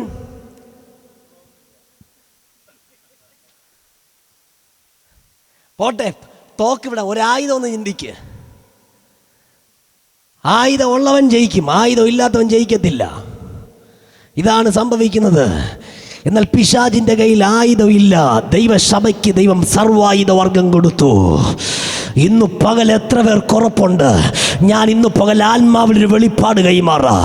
ഈ പകൽ ദൈവസഭ കൈയടിക്കുമ്പോൾ തിരുവനന്തപുരം ജില്ലയ്ക്കകത്ത് ആയുധങ്ങൾ ചലിക്കാൻ പോകുകയാ. ദൈവസഭ നാവ് തുറക്കുമ്പോൾ ഈ ഉള്ളൂർ പട്ടണത്തിനകത്ത് ആയുധങ്ങൾ ചലിക്കാൻ പോകുകയാ. ദൈവസഭ ആത്മാവിൽ സ്തുതിക്കുമ്പോൾ ഇന്ന് പകൽ ഈ ദേശത്തിന് നടുവിൽ ദൈവത്തിന്റെ സർവായുധ വർഗം ചലിക്കട്ടെ. ഞാൻ വിശ്വസിക്കുന്നു ഏതൊക്കെയോ പിശാചി നമ്മുടെ വീടുകൾക്കകത്ത് കയറിയിരുന്ന് പറയുക, ഇനി നീ വീട്ടിനകത്ത് വാഴത്തില്ല, ഇനി നീ വീട്ടിനകത്ത് ഉയരത്തില്ല, നിന്നെ ഞാൻ കരയിപ്പിക്കും, നിന്നെ ഞാൻ കൊല്ലും, നിന്നെ ഞാൻ അത്ഭുതങ്ങൾ കാണാൻ വിടുകയല്ല എന്ന് ഇന്ന് പകൽ പിശാച് എവിടെയൊക്കെ ഇരുന്ന് മന്ത്രിക്കുമ്പോൾ സ്വർഗം എന്നോട് ഇന്ന് പകൽ ഇടപെടുക. ഈ പകൽ ദൈവസഭ ആത്മാവിൽ സ്തുതിച്ചു തുടങ്ങുമ്പോൾ അതേ വീട്ടിനകത്ത് ആയുധമില്ലാത്ത പിശാചിനെതിരെ ആയുധങ്ങൾ ഇന്ന് പകൽ വെളിപ്പെടുകയാണ്. ആയുധമില്ലാത്ത ദുരാത്മാവിനെതിരെ സർവായുധ വർഗത്തിന്റെ ഒരു പകർച്ച ഇന്ന് പകൽ സ്വർഗം വെളിപ്പെടുത്തുന്നു. ആരുടെയൊക്കെയോ കൈകളിൽ ഇന്ന് പകൽ ആയുധങ്ങൾ വന്നു വീഴുകയാണ്. ഉണ്ടോ? സ്വർഗം എന്നോട് ഇടപെടുക. ആരുടെയൊക്കെ കയ്യിൽ ഇന്ന് പകൽ ദൈവം ആയുധങ്ങൾ ഏൽപ്പിക്കുകയാ. ചില ദേശത്തോട്ട് ഇറങ്ങിച്ചെല്ലാൻ, ചില പട്ടണങ്ങളിലേക്ക് ഇറങ്ങിച്ചെല്ലാൻ, ചില വീടുകളിലോട്ട് കയറിച്ചെല്ലാൻ. നീ നിരായുധനായി പോയാൽ അവിടെ പരാജയപ്പെടാൻ ചാൻസ് ഉണ്ട്. അതുകൊണ്ട് സ്വർഗം ഇടപെടുക. ചില ഇടങ്ങളിലേക്ക് പോകാൻ, ചില പട്ടണങ്ങളിലേക്ക് പോകാൻ, ചില ദേശത്തേക്ക് പോകാൻ ഒരായുധത്തെ ഈ പകൽ സഭയിൽ ദൈവം കൈമാറുകയാണ്. ഉണ്ടോ? കമോൺ. ഇന്ന് പകൽ നിങ്ങളുടെ മേലൊരു ആയുധം വീഴുന്നു എന്ന് നിങ്ങൾക്ക് തിരിച്ചറിവുണ്ടെങ്കിൽ അതിൻ്റെ അർത്ഥം അടുത്ത ദിവസങ്ങളിൽ നീ പോകുന്ന മണ്ണിൽ നീ ഒരു ജയാളിയായി മാറും എന്നതിൻ്റെ സൈനാണ്. നീ അടുത്ത ദിവസങ്ങൾ കാൽവെക്കുന്ന വീട്ടിലെ പൈശാചിക ശക്തികളെ പൊട്ടിക്കാൻ നിനക്ക് കഴിയും എന്നതിൻ്റെ അടയാളമാണ്. ഈ പകൽ സ്വർഗം ഇടപെടുക. ഒരു സർവായുധ വർഗത്തിൻ്റെ കൈമാറ്റം ഈ പകൽ ഈ ആലയത്തിനകത്ത് സംഭവിക്കുകയാണ്. Mighty name of Jesus. എവിടെയൊക്കെയോ ഇന്ന് പകൽ പകരപ്പെടുന്നു. ആരിലൊക്കെയോ ഇന്ന് പകൽ പകരപ്പെടുന്നു. ഏതൊക്കെയോ ദേശത്തെ വെട്ടിപ്പിടിക്കാൻ, ഏതൊക്കെയോ കുടുംബങ്ങളെ പിടിച്ചടക്കാൻ ഇന്ന് പകൽ പിശാച് അടക്കി വെച്ചിരിക്കുന്ന ചില പദ്ധതികളെ പൊളിച്ചെടുക്കാൻ നിന്റെ കയ്യിൽ ഒരു ആയുധത്തിന്റെ കൈമാറ്റം സ്വർഗം ഇന്ന് പകൽ കൈമാറട്ടെ.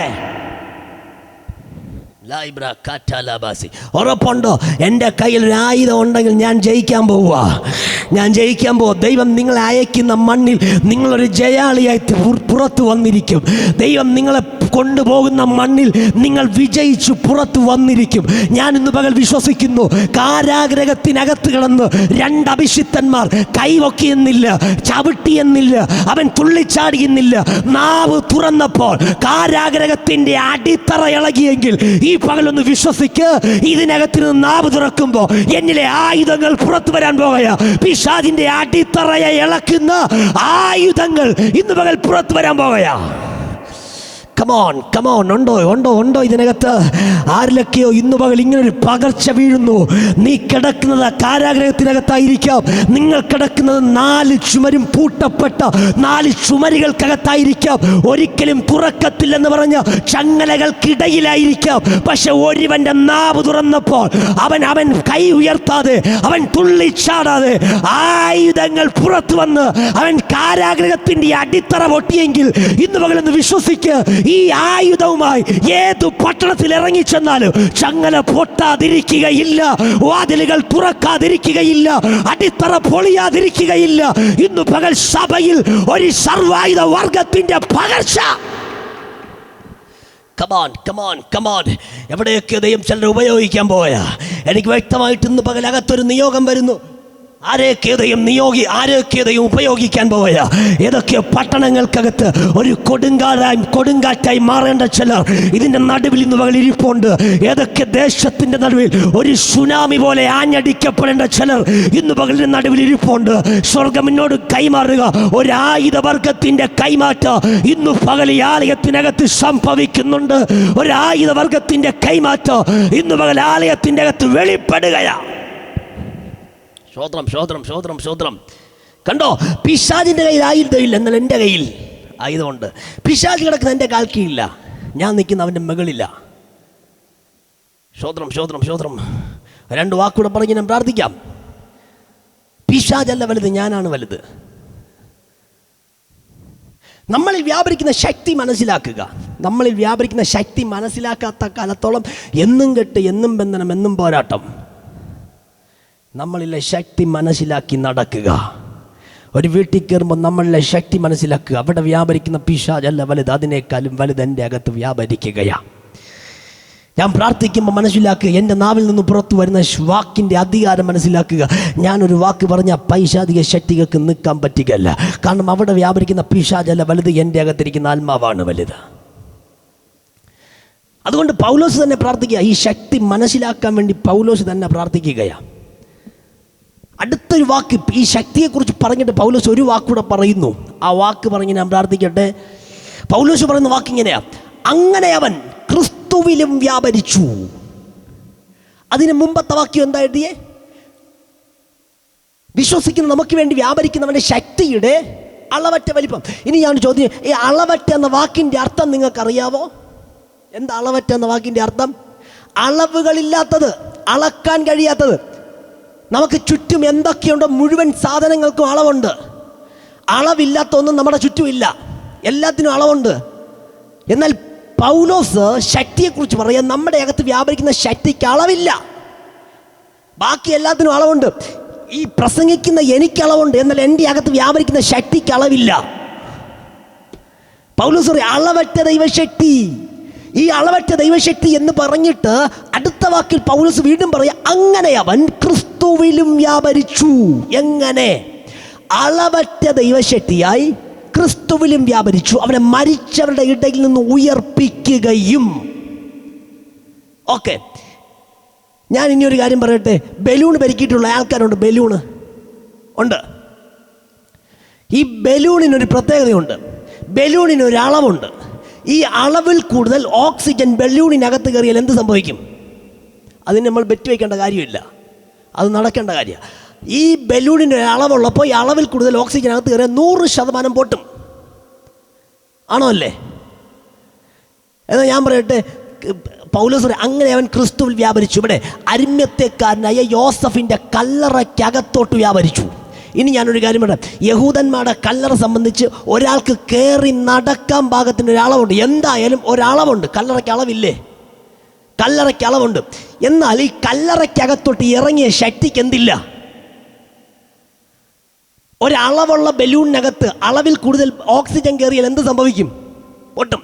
അപ്പോൾ ഈ കല്ലറയ്ക്ക് ഒരളവുണ്ട്, പക്ഷെ കല്ലറയ്ക്കകത്തോട്ട് ഇറങ്ങിയ ശക്തിക്ക് എന്തില്ല? ഈ അളവുള്ള കല്ലറയ്ക്കകത്തോട്ട് അളവില്ലാത്ത ശക്തി ഇറങ്ങുമ്പോൾ എങ്ങനെയാ കല്ലറ പൊളിയാതിരിക്കുന്നേ? പക്ഷെ ബൈബിൾ എഴുതിയിരിക്കുന്നത് ദൂതന്മാർ വന്ന് കല്ലുരുട്ടി മാറ്റിയെന്ന. ആണോ അല്ലേ? ദൂതന്മാർ വന്ന് കല്ലുരുട്ടി മാറ്റിയെന്ന വേദപുസ്തകം എഴുതിയിരിക്കുന്നത്. എന്നാൽ എനിക്ക് മനസ്സിലായി, അന്ന് ദൂതന്മാരിറങ്ങി കല്ലുരുട്ടി മാറ്റിയില്ലെങ്കിൽ പോലും കല്ലറ പൊളിയുമായിരുന്നു. കാരണം കല്ലറയ്ക്കകത്തോട്ട് ഇറങ്ങിയ ശക്തിക്ക് അളവില്ലായിരുന്നു. ഉണ്ടോ? വല്ല മനസ്സിലാകുന്നുണ്ടോ? അരിമത്യയിലെ യോസഫിൻ്റെ കല്ലറയ്ക്ക് അളവുണ്ട്, എന്നാൽ ഈ കല്ലറയ്ക്കകത്തോട്ട് ഇറങ്ങിയ ശക്തിക്ക് അളവില്ല. അവിടെ ദൂതന്മാർ വന്ന് കല്ലുരുട്ടി മാറ്റിയില്ലെങ്കിൽ പോലും ഞാൻ വിശ്വസിക്കുന്നു, ഈ അളവറ്റ ദൈവശക്തി കല്ലറയ്ക്കകത്തോട്ട് ഇറങ്ങുമ്പോൾ കല്ലറ പൊളിഞ്ഞിരിക്കോ.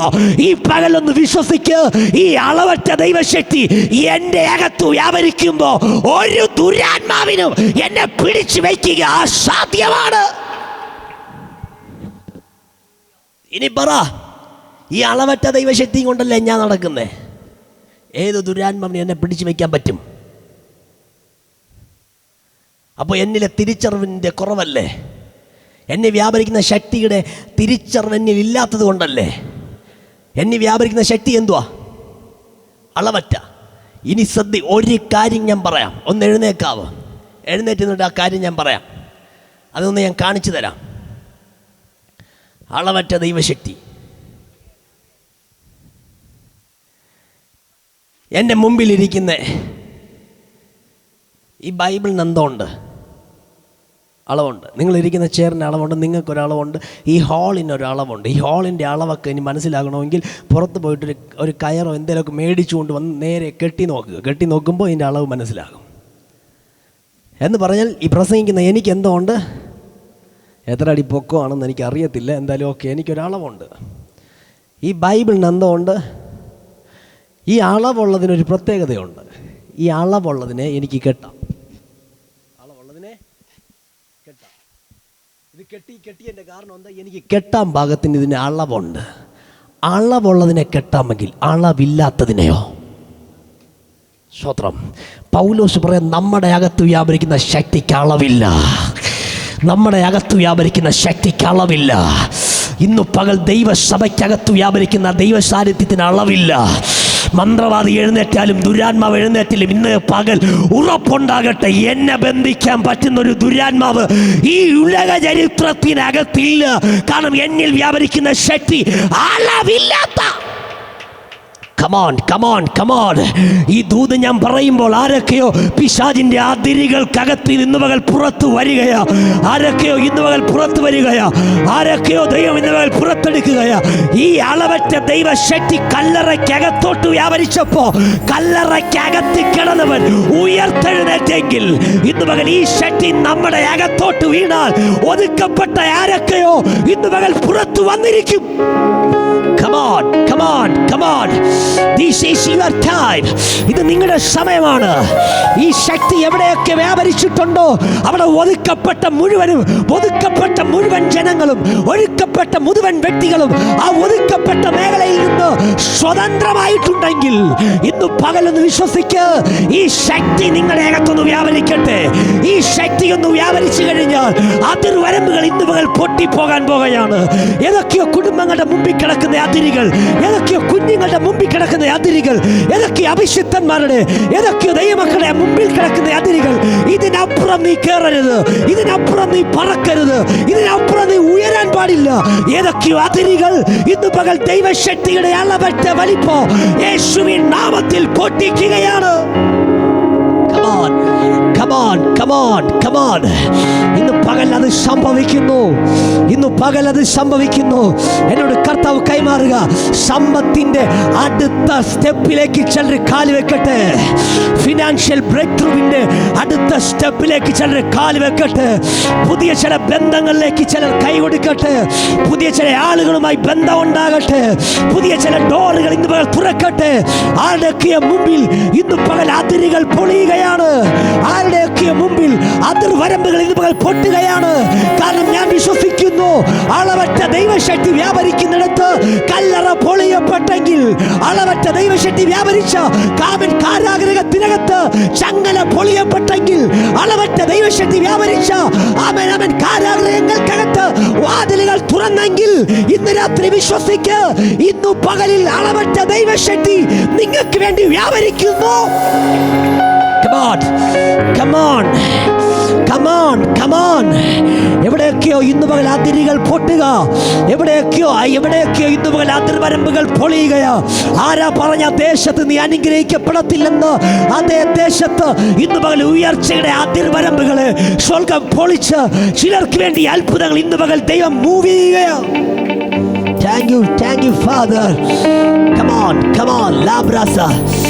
അങ്ങനെ കർത്താവിനോട് പറയാം, ഒരു സമ്പത്തിന്റെ മേൽ ഒരു അത്ഭുതം സംഭവിക്കാൻ പോവുക. ആ വൈറ്റ് ഒരു സാമ്പത്തികത്തിന്റെ കെട്ടുതയും ഇന്ന് മകൾ പൊട്ടിക്കാൻ പോവുക. ഒരു ദൈവപ്രവൃത്തി ഇന്ന് മകൾ തുറന്നു വിടാൻ പോവുക. കാരണം അളവറ്റ ദൈവശക്തി വ്യാപരിക്കുന്നത് സംഭവിച്ചേ പറ്റൂ. ഇത് രജിത്തെന്ന് പേരുള്ള എൻ്റെ പ്രത്യേകതയല്ല, വെളിപ്പെട്ട ശക്തികളുടെ പ്രത്യേകതയാണ്. ഈ ശക്തി എവിടെ വെളിപ്പെട്ടിട്ടുണ്ടോ അവിടെ അതിരുകൾ പൊളിയപ്പെട്ടിരിക്കും. 100% ഉറപ്പ്. അകത്തി കിടക്കുന്നവൻ പുറത്തു വന്നിരിക്കും. ഉയർക്കേണ്ട തലമുറ ഉയർത്തിരിക്കും. തേജസ്സിൽ വെളിപ്പെടേണ്ട തലമുറ തേജസ്സിൽ വെളിപ്പെട്ടിരിക്കും. അഭിഷേകത്തിൽ എഴുന്നേൽക്കേണ്ടവൻ അഭിഷേകത്തിൽ എഴുന്നേറ്റിരിക്കും. വാഗ്ദത്തം കാണേണ്ടവൻ വാഗ്ദത്തം കണ്ടിരിക്കും. അത് മറ്റൊന്നല്ല, അളവറ്റ ദൈവശക്തി